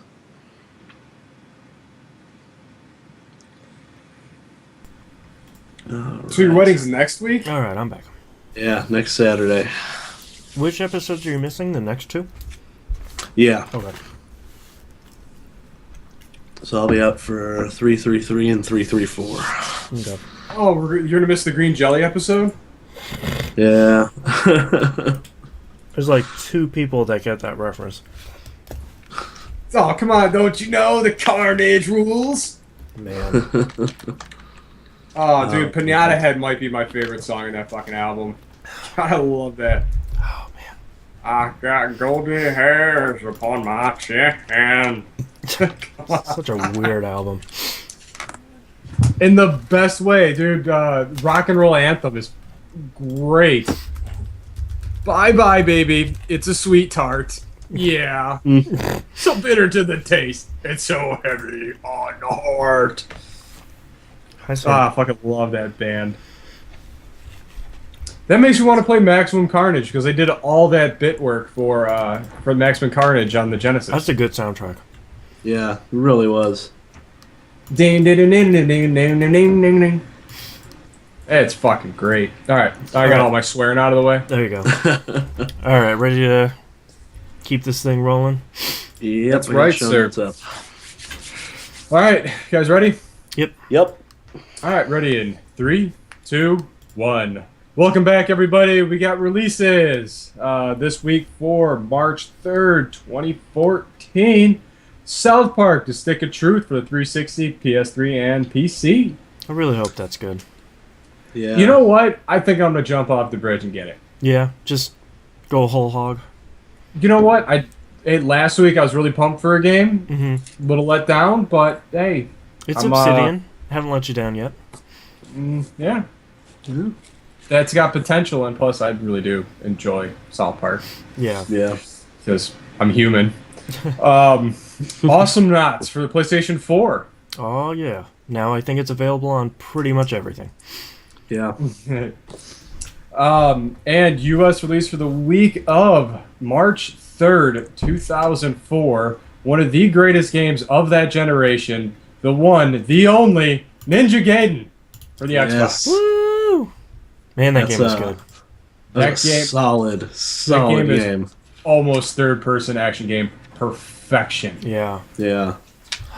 It was brutally tough.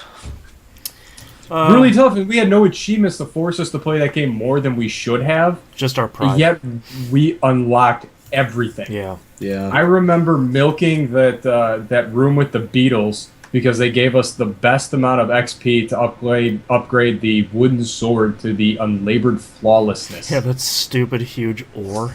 The ore. Yeah. All right, moving on to news stories here. Remember last week we talked about Tony Hawk working with Activision again to make a new game. And now they've announced that game will be a mobile game. Activision released a statement saying Activision can confirm there is a Tony Hawk mobile game in development. The gameplay is all about tricks, using swipe maneuvers on the screen, and has the unmistakable look and feel of a Tony Hawk game. So, I think we can kind of ignore this one at this point. That's the dumbest decision they could have made. We already have Ollie Ollie, so I don't think we need this. They're not going to do better than that. Yeah. Because I don't think anyone can do better than that. Game's great. So weird.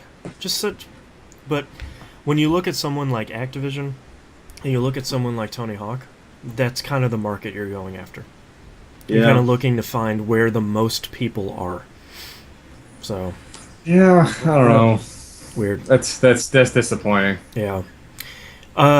Something else disappointing, Oculus VR, the company that makes Oculus Rift, runs out of materials to make the dev kits and has halted productions. A statement on the headset's Reddit page says, quote, certain components used in the Oculus Rift developer kit are no longer being manufactured, meaning they are no longer available to us for production. As a result, we don't have the necessary materials to produce additional kits. End quote. So this is really interesting because there's a couple of things going on here. They're saying that this is the old dev kit, the non 1080p dev kit. It's not the new one they've been showing. The interesting thing about this is they're saying that they're out of them because they sold over 50,000 units of the dev kit, which to sell any of them really. But since anyone can buy a dev kit, anyone that wants an Oculus Rift can buy them. So it's kind of interesting. They're saying like, well, we're gonna see if we can find other places we can buy these parts, but they're also not talking about the 1080p one, which I think is kind of odd. I would have expected them to come out and be like, well, that one's out, but look at this new hotness we got coming out, right, guys? But they're sort of like, yeah, don't worry about that. So, not sure if it's not done or if it's too expensive or what, but maybe it's the plastic shield when people's eyeballs start exploding. Maybe. Like they ran out of that splash guard. Yeah. Well, I'd imagine the 1080p one probably isn't ready for consumer purchasing simply because you're talking each screen on each eye has to be 1080p. Yeah. So it's really you're basically buying two screens, which is going to up the price of that thing significantly. Yeah. So, but I mean, on the flip side, good to see them being really successful, and not saying, well, you have to make a game with the Oculus Rift to get a dev kit. Thankfully they're just saying like, yeah, if you got however many hundreds of dollars it is, whatever, you can have an Oculus Rift. What do we care? So, good on them. Last news story here, we have Steam devs can now set their own discounts on the Steam store. New Steamworks tool was released to allow developers to set their own discount amounts for custom periods, as well as to choose opt-in to upcoming weekly Steam sales. So they can opt in up to 2 months ahead of time, and the sales can be for up to a 2-week maximum period. And basically they can set whatever price they want for their own games. So that's pretty great. Yeah. Good on Valve for that. Yeah, good. That's really cool. Like that really helps a lot of marketing departments, I'm sure. Yeah, well, and I think it's also really important for Valve because they continue to say that we want to stop being the gatekeeper for all this stuff. We don't care if you want to sell your game for 50 cents and it's a $60 game. Who cares? I don't. That's up to you guys. So, and I'm sure it frees up a lot of Valve's time not having to say, okay, go ahead and put this in. They're going to sell this game for this much then, and it's going to be this period of time. They don't. If they're taking themselves out of the management of all that stuff, Valve wins pretty quickly. Well, yeah, I mean, they're so far have been like the de facto marketplace on the PC. Yeah. And now it gives the actual people putting their product out there to discount it, make their own sales. Yep. Yeah. Yeah. Oh, fantastic. All right, moving on to tweets here. Hey! Code Virus 360 writes in, says, what game did you have no desire to play based on trailers, but played the demo that blew you away? For me, it was XCOM Enemy Unknown. Oh, that's a good question. Yeah. I have to think. Oh, go ahead. I got X-Men Wolverine. Oh, Ooh, there you go. Yeah, there you go. Yeah, that was a good one. We watch the trailers and we're like, well, I don't want anything to do that with looks, a movie that looks game. So generic. Yeah, sure. And then you play it and you're like, yes, add a card. Yeah, give me 3 of these. Okay, go. I wouldn't say I wasn't interested based on the trailers, but a game whose demo really sold me, and I still think it's one of the best demos ever made, was the original God of War. Ooh, yes. Yeah. That Hydra demo battle was phenomenal. Yeah. Oh, man. And, Tony to find Hawk. out... Yeah. There you go. Tony Hawk demo. Yeah, that was a good one. I'm trying to think if there's anything recent. I don't have a chance to watch too many trailers anymore because so much stuff is so spoilery now. Definitely. I don't know. Tony Hawk demo, Binding Commando Rearmed. Yeah, that was a good demo. Was a great demo. Yeah, trying to think of another game that was just Saints Row the Third, because I had no interest in that game at all. Yeah. I'm drawing a blank for anything else. Yeah. Well, I mean, the Titanfall demo sold me on that game. Yeah. Definitely. I would have to say probably.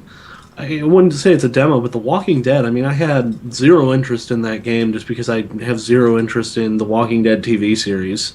But I played the first episode and was just immediately all about that game. Yeah. And just plowed through the rest of it as quickly as I possibly could. All right, next tweet here is from Matt Twittiker. It says, I don't have any friends with Luminous on PSN, so I don't have anyone to compare scores to. So you can find the Hannah on PSN at... The Hannah. And you can find Knobs on PSN at... JKnob33. And please, if you're not a member of the forums, go hop on. There's a whole area to go scrape a whole bunch of PSN IDs from. So there are plenty of people with Vitas and plenty of people with PSN accounts on the forum. So plenty of people with Luminous. Yeah. Good luck hitting those scores, by the way. Yeah, there's a 1-to-1 Vita to Luminous, correlation. Attachment rate. Yeah, without question. CodeVirus360 writes in again and says, okay, I've had more fun in Far Cry 3 than open world than any other open world, including GTA 5. What is your best open world game? Red Faction Guerrilla. Oh, that's a great one. Oh, is that fun? That's honestly for no reason at all. The most fun I've had with an open world game in between just having a hammer and hey, there's another demo. Yeah, that's true. Sold that game. That demo sold because there was actually a groundswell when that demo came out, and everyone's like, okay, guys, this game is really dumb, and everyone needs to play it right now. And we were like, all right, that's okay. And you get that hammer in that demo, and they're like, we'll go over there and destroy that building. Whatever. What do I care? And I thought the thing that sold me on that demo was, you start off, you have your little mission where you get the little explosive packs, you're blowing up, everything blows up fun. Wait, you just put me in this giant... Oh, yes! Yeah. Where they put you in that mech and you're just running through everything. You're like, oh my god. All right, this is the best game I've ever played. Yeah, between the hammer and the melting gun, you gotta play Guerrilla. Man. Was this Red Faction Guerrilla? Let's see if I own it. Probably. Right, you never played Red Faction Guerrilla? I never played it. That's going to go on my install list, along with Risk of Rain, which I also own, apparently. Red Faction Guerrilla, for anyone that wants to get into it, it was never a good-looking game. So don't go in expecting that. Just start using the hammer and just start blowing stuff up. Yeah. It surprisingly had a really fun multiplayer. Yeah, that's true. With all the jetpacks and stuff. Yeah, that was crazy. Like I love the Earthquake one, which pretty much you had a giant subwoofer strapped to the back of you, and you're just running through a building and it's shaking apart as you're going through it. Yeah. Nice. Oh, man. My favorite open world game of all time is Brutal Legend. The art style, the insane stuff that you come across, like you find those dragons and you find those monuments that you have to play the guitar solos to raise out of the ground, and you get new songs, and it's just, and that soundtrack.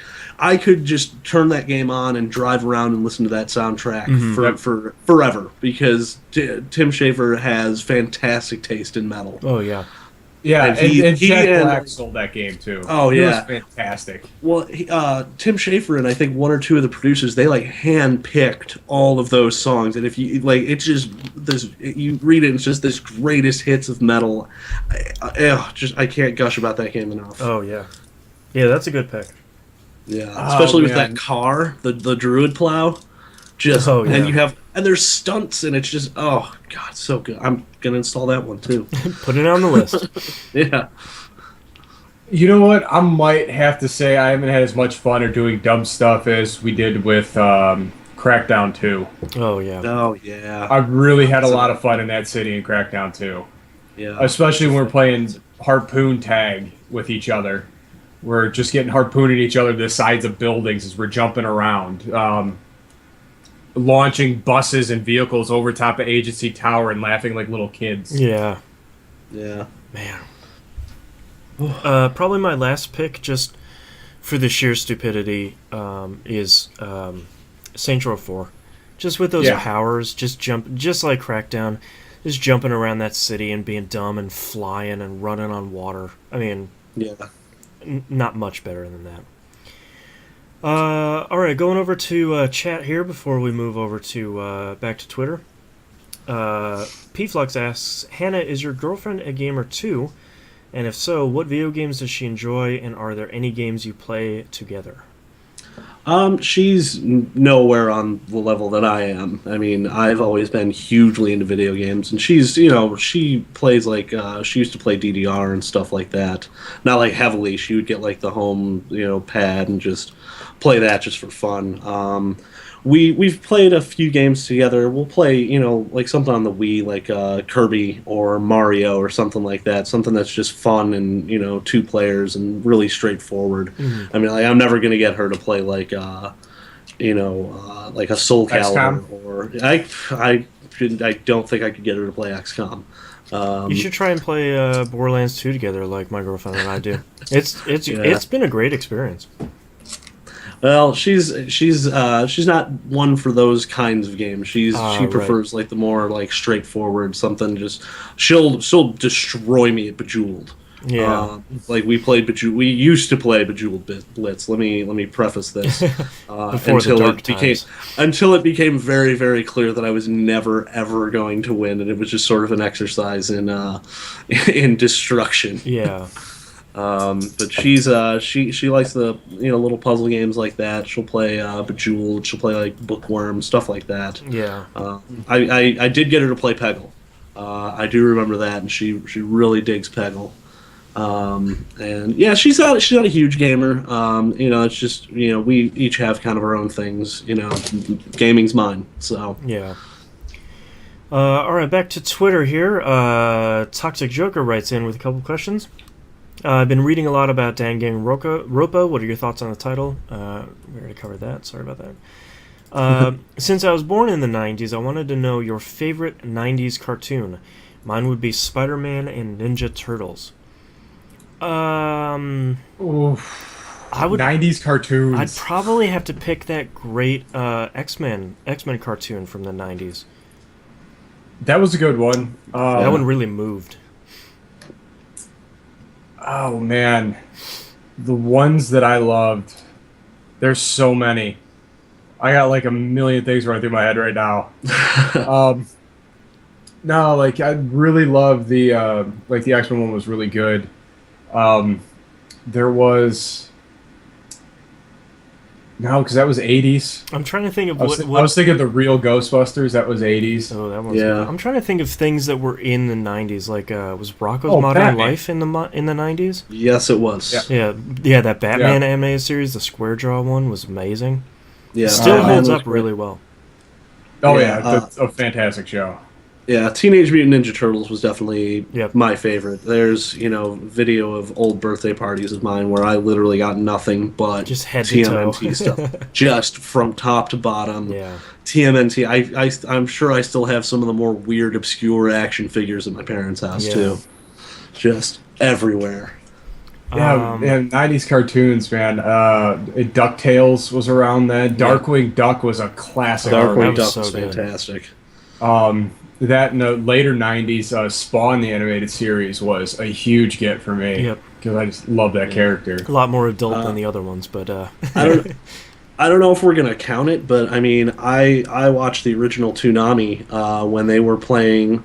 In the afternoons, they play Dragon Ball Z. Oh yeah, and it was fantastic. That was my first exposure to anime. I think that counts. Wonderful. Yeah. Yeah, totally. I think that counts for us. Yeah, because that was where I picked up a lot of. And I can't believe we forgot it. Reboot. Oh yeah, Reboot. Yeah, Reboot. I actually.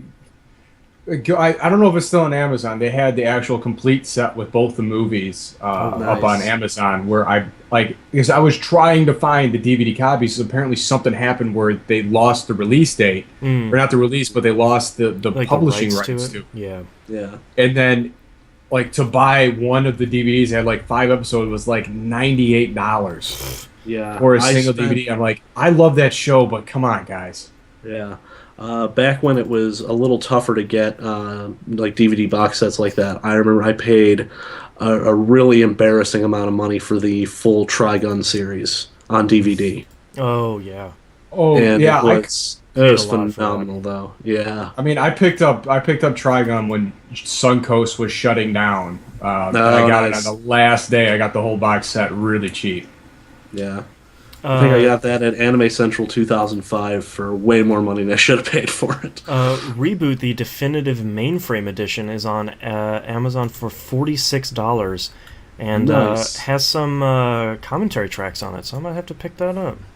Yeah, the history, like it's got a lot of good featurettes in it too. Yeah. Like about the history of what it did and how long it actually took them to pump out episodes. It was Yeah. amazing the show got as far as it did. Oh yeah, it's incredible. That's why it eventually had to stop, because they just couldn't keep the technology was so slow that they just couldn't keep up with it. Yeah. Yeah. That studio did the MTV Spider-Man version, which was amazing that. CGI cell shaded version, Wow, and that show it's was a great. shame. It's a shame that show did not get a second season. Yeah. Toxic Joker continues. What are some of your favorite bands? Mine are Metallica, Pantera, Avenged Sevenfold, Slayer, Cannibal Corpse, Morbid Angel. Yes. You're the Yes Hannah's to best all friend of here. That. Yeah, I could take or leave Cannibal Corpse. Yeah. Yeah. Only because I saw them live and it was very disappointing. Really? Huh. Yeah, they opened up for Metallica in '97. I want to Okay. say Sounds about right. All right. So you saw him with George Fisher on lead vocals then. yes. Okay, good. Yeah, and it was just kind of the drummer was amazing. I mean, Yeah. That dude Absolutely can amazing. roll. whoever was their roadie or whoever was their sound guy was awful, just awful. Well, my favorite band is a lot of people know. I'm going to stand up so I can show it. Is Opeth, which is why I have this tattoo. Nice. It's their logo. They are just they're. I love them. They are progressive death metal, and they're really their most recent album. A lot of people were very disappointed. The lead singer and guitarist is a huge prog rock fan. Loves all these obscure, crazy bands from the '70s. Their last album was basically a progressive rock album. Like it could have been released in the '70s alongside a Rush album. And like every release they do, they get better and better. Yeah. But I have tons of favorites. I mean, I couldn't even begin to list. Like recently, one of my favorites is the band Ghost out of Sweden. Look them Oh, up. Ghost PC. I was just gonna Monstrous Black. Awesome song. The fact that that band is so important to metal right now because it proves that you don't have to get heavier to get super dark. Well, it reminds me a lot of the band Dragnet from the mid '90s. Okay. They have that one track, whatchamacallit, on the Gummo soundtrack, and it sounds exactly like them, and it's so heavy, but it's not like shredding heavy. Yeah. Like it's just like that real like jung jung jung jung da da da da. Like it's just the greatest. Like you can't do anything but just nod your head to it. It's just great stuff. A couple other big ones for me right now are I've been listening to a lot of Mastodon lately, who are just so good. amazing. And actually, there's a really great band out of Chicago called Scientist. That I love their logo because it's this crazy like old school sci-fi robot, and they're they're this instrumental outfit, and you can't get any crazier, and they sound amazing. But yeah, I could go on for years, so I'm just gonna stop there. I don't have any tattoos or anything, but my favorite band of all time is Nine Inch Nails, easily. Nice. And then favorites, they come and go as usual. But sort of one of the perennials is always Queens of the Stone Age, especially a lot of the older stuff where it's that, that desert metal, that stoner rock that they do. That stuff is just classic. And anything around that age, like very oh man, what's that Monster Magnet album? Oh yeah, The red one. I don't remember. Yeah, the red one. Yeah, just yeah. I haven't listened to Monster Magnet in forever. that album is perennial. I mean, that just a lot of whatever genre those specific songs and albums are is outstanding. And then of course anything from, I don't know how you pronounce it, Kyuss, Kyuss. Oh, Caius, yeah. Kyuss, there you go. Just Fantastic. everything. Desert stoner metal. Yeah, desert stoner metal. It's fantastic. I love that whole genre. You're in the place for it now, Boston. Yeah, for real. It's like half an hour away. Go out to the Joshua Tree and shred. Yep. Yeah. And that's what the guys in Caius used to do. They just go out in the middle of the desert and play shows. Yep. That's where most of them still are, too. Yeah, yeah. I just find some tents. There's some dude rocking out. Yeah. Yep. My musical taste is all over the gamut. Like for me, probably the one band that I probably couldn't live without is probably Rage Against the Machine. Mm-hmm. There isn't a song that doesn't get into a groove where you're just like, I don't know where he got there. Yeah. Like, it's just he is just insane. That Infected Mushroom, if you don't own the album BP Empire, you have no idea what you're missing. It's just some amazing non-stereotypical electronic music. Yeah. It is like, the thing about it is, like, especially with electronic and i.e. techno stuff, like, most of the stuff sounds dirty. Like, it's just the beats are all over the place. This stuff lands right where it needs to, and it has a very distinct sound. Yeah. I really enjoy it a lot. And then for me, like, my go-to chilling music, Sublime. I mean, I can't get enough of Sublime. Doesn't matter how long. I was listening to Robin in the Hood the other night. I can't believe I forgot Infected Mushroom. Man. Well, Infected Mushroom, same thing. Beastie Boys, like a Rock Paul's Boutique at any time. Yeah. Oh yeah. Gotta love the Beastie Boys. I mean, it's just anything that's got a solid sound, I'm down with. Like, I just can't really stick to one thing because I love it all. Yeah. Yeah. Like, there's something to like in everything. Yeah. All right, we can talk about this for probably about 4 more hours. So let's move on to emails here. Dave, aka RoboPig, says, "Good afternoon, gentlemen. What's up? Afternoon. I was wondering, what is your favorite glitch in a video game that you experienced or exploited? My newest experience was in Battlefield 4. I got to the top of a ladder on the ship. It was launched about 1,000 feet in the air and about a half mile away from the ship. First I thought maybe the ship had exploded, but then found the ship was still there, and my 2 squadmates were still standing at the top of the ladder waiting. Also enjoyed exploiting the Flesh Stick quest in Borderlands 2 to help 2 friends gain about 40 levels. That was a pretty great one. I miss the Flesh Stick one just because it was utterly ridiculous just listening to Tiny Tina say Flesh Stick over and over again. Yeah, Flesh Stick. But just helping your friends get along, like, it just get up in the game. Yeah. Trying to think of any that I exploited like that, or any fun ones I've run into recently. My favorite exploit has always been the Wild Arms item dupe glitch. Oh yeah. That allows you to just roll through that game and actually experience the story without the grind. The basic principle of it is you swap in your inventory, you swap the position of 2 items, and then you have to use them in a certain order, and then instead of using it, it actually just I think it overflows some numerical buffer in the code that just changes the actual item quantity to like 255 or something. You do that, and the reason you do this is you do the power apples, the hardy apples, and the magic apples, and those directly raise your stats. And then you can just rip through that game. It's not even funny how strong you get off of that. And of course, the classic Pokemon glitch of Missigno. Oh yeah. I'm trying to think of anything else It's been a while since I think I've run into a lot of that stuff. Yeah. Most of that stuff gets patched out too once it starts getting exploited. Yeah, especially in newer games now. Yeah.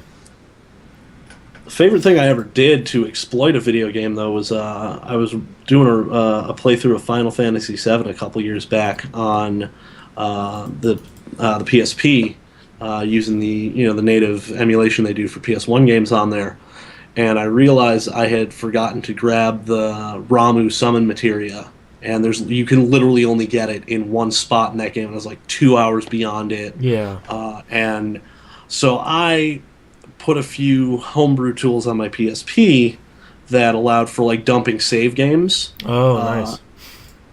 So I was able. So the process was get this tool, dump the save, convert the PS1 save to a PC save, and dig up this ancient old Final Fantasy VII PC save editor, put the materia in my inventory, and then run it backwards through that whole process again. And you can't even just save it onto the memory card for the PSP. You had to I forget you had to inject it back into the original memory card file. God, it was insane. I did more work doing that than it would have been to just start the game over. Yeah. Oh man, I don't know if I can beat that. See, I don't know if it's so much glitches that infinite, maybe what I call a glitch is just grinding, just infinite spawn spots and just sit there and taking advantage of it. I tried to do that God of War Red Orb thing in God of War 1. I don't know how many times it never worked. But I guess for me that I can replicate that Symphony of the Night room skip one now. So that's pretty cool. Yeah, but even the blood sword is more of an exploit than an actual glitch. Yeah, in that game.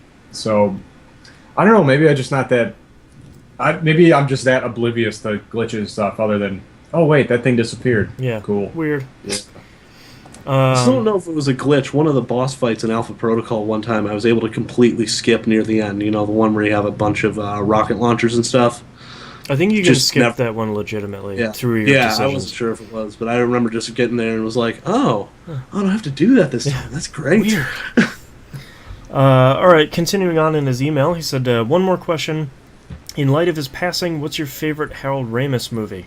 Which, by the way, R.I.P. R.I.P. Yeah. Yeah, that was a bummer. His directing list includes Caddyshack, National Lampoon's Vacation, Groundhog Day, Multiplicity, and Analyze This. Writing credits include Animal House, Meatballs, Caddyshack, Stripes, and Ghostbusters. I think I'm going to have to go with, out of that whole list, probably Caddyshack. Yeah, you can't go wrong with Caddyshack. I'm definitely going to have to agree with that. Man. Actually, you know what? I'm gonna say my favorite Harold Ramis appearance though was him as the record exec in Airheads.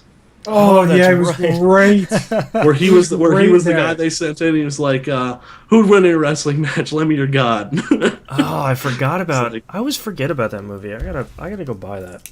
That is one of those movies that it's lost to time. Yeah. And no one remembers it. And it's always been one of my favorites. You got such a ridiculous cast too. You've got Adam Sandler, Steve Buscemi, and Brendan Fraser. Yeah. All acting together. God. And Joe Mantegna, Chris Farley. Oh, that's right. What a weird movie. Super weird, but it's fun. It's got the whatchamacallit, the dude from oh man, Spinal Tap is one of the smarmy guys in the office. Yeah, man, Michael McKean's in that. I gotta go watch that movie again. Yeah, Judd Nelson's in it. Who else is in there? Ernie Hudson as a cop again, because Ernie Hudson's a cop in everything. Yeah. Lemmy actually shows up. Lemmy Kilmister from Motorhead is in one of the background scenes. Oh, the 90s. Oh god. And they had a great White Zombie song in that movie too. That's true, because all of them are very good. Yeah. There's another group to add to the list, by the way. Yeah. Yeah. Oh man, I miss old White Zombie. Yeah. Astro Creep is a great album. Oh, don't we all? Robopig says I have to go with Caddyshack due to Rodney Dangerfield, Chevy Chase, and Ted Knight being in it.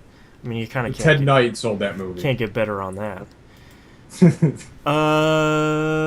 Jive writes in, says, "Hey dudes, Jive here. What's up, dude? Hey, what's up? Just picked up a Vita, and I need some suggestions for some good games. Since I knew that I was going to be making the move back to Sony during this generational shift, and I knew I was going to be picking up a Vita, I've already been stockpiling games. I've picked up Spelunky, Guacamelee, Gravity Rush, Street Fighter Cross Tekken, Pinball Arcade, and Ollie Ollie. So here's what I need from you, which, by the way, you already have a pretty great list of games. You really do.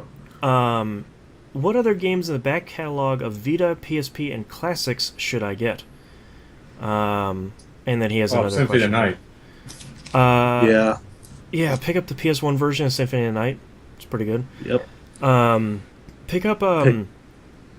actually, we'll roll his second question in here at the same time. Okay. He says, my RPG itch needs scratching. So instead of going back and playing Final Fantasy VI or Chrono Trigger for the millionth time, what are some other good RPGs? I'm not really into spiky-haired, whiny, reluctant protagonists much, so preferably nothing with that sort of thing. Persona 4 Golden? For your Vita, you should pick up. There you go. If you like that, pick up Persona 3 Portable for your Vita. Yeah. If you want something that sort of turns that sort of thing on its head, get Disgaea 3 for Vita. Mm-hmm. That's a great game. Very goofy. Yeah, really goofy. Final Fantasy Tactics War of the Lions for PSP that's also playable on Vita. Yep. Really cool. That is such a really cool political intrigue story. You don't get that a lot in RPGs. Yeah. It's sort of like Game of Thrones before Game of Thrones was Game of Thrones. Yeah. Game of Thrones. I'd recommend Cinemora just because that game looks amazing on the Vita. Yeah, it does. I've got that loaded up here. Muramasa Rebirth. Ooh, yeah. Oh, that's another one. Yeah. Wipeout 2048. This is all stuff I just have installed. Yeah. Yeah. Stealth Inc. if you like your puzzle platformers. Toxic Joker in chat says Dragon's Crown. Yep. Oh, yeah. Especially if you got people to play it with. Yeah. Yep. God, there's so many good games. There's so many. Ollie Ollie, of course. You have to get that one. Yep. Luminous, I don't think he mentioned that. I think that's a requirement. Yeah. Yeah. That should come preloaded now. Yeah. Yeah. I also I enjoyed Rainbow Moon. I don't know how well that's going to translate to anybody else, but it's a fairly solid game. And just my standard PS1 recommendations: Final Fantasy IX and Arc the Lad. Yep. Yeah, both of those are great. Well, okay, Arc the Lad if you're willing to go into a dungeon then have to fight your way back out of it. Yeah. Fair warning. How much you're willing to put up with. Yeah. Yeah. Okay, we got, I think, one more email here. Robopig writes in again. I actually had his emails reversed. A couple questions now that the beta is no, wait, I read that one last week. Actually, I think we're out of emails. We're out of emails. All right. Thank you very much, everyone, for watching. You can visit us at tvgp.tv, email us at tvgpfans@gmail.com, or tweet us at tvgp. Everything else is on the right-hand side of the page. And don't forget to join the forums. Please mark yourselves on the map. Come join us and game with us on Monday Night Game Night. That's 10 p.m. EST. That's Left 4 Dead Dose on the 360s. And Steam Game Night Thursday night at 10 o'clock EST. As far as I know, that's been a lot. That's been a lot of Hearthstone lately. So if you want to bone up on that, do that. The current TVGP Game Club game is Secret of Mana, and it's pretty fantastic, guys. So come on out and play that. Talk about it on the forums. We're gonna figure out something to do. Me and Nintendork have been talking about potentially doing some sort of wrap up for all of these. Maybe not for the Secret of Mana one, but for whatever Game Club game we do next. There you go. And do some sort of community centered and focused. Get people involved and get people playing because it's a great time. And don't forget, you can watch this show live, twitch.tv/E1M1 Network. And you can chat with us as long as Twitch Plays Pokemon hasn't totally killed chat. But spoiler alert, it will. Yes. Thank you very much, everyone, for listening, and we'll see you all next week. Laters. Peace. Okay. Titles. All right. So we got a bunch in chat here really quick. Let's see. Toxic Joker put out Vroom. used the mist power. I shot some rednecks. My favorite exploit, and how many bullets to shoot Frankenstein down. And then Dime put out a title earlier, The Dude Can Lead. The Dude Can Lead, yeah. The Dude Can Lead. You guys gotta find those videos. It is. Yeah. You're just like, you almost like, yeah, you know what? I can't be angry with this game. Like, these dudes are, like, skilled. Phenomenal. Yeah. Oh, yeah. So, titles. I would put that on my resume. I think that's one of them now. So, enough about precipitation. Demon Military. Thanks for bringing that up. Took the fangs out of my rage. Teach me, Sensei. Blap. The personal computer. It has 2 problems. That terrible tutorial. Can I just kind of whip some dudes? Disk snapping, computer cleaving.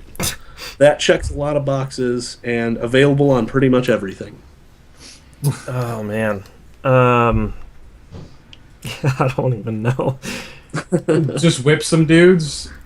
Just because Devo passed away not too long ago? Yeah, that's true. Yeah. I also kind of like The Dude Can Lead.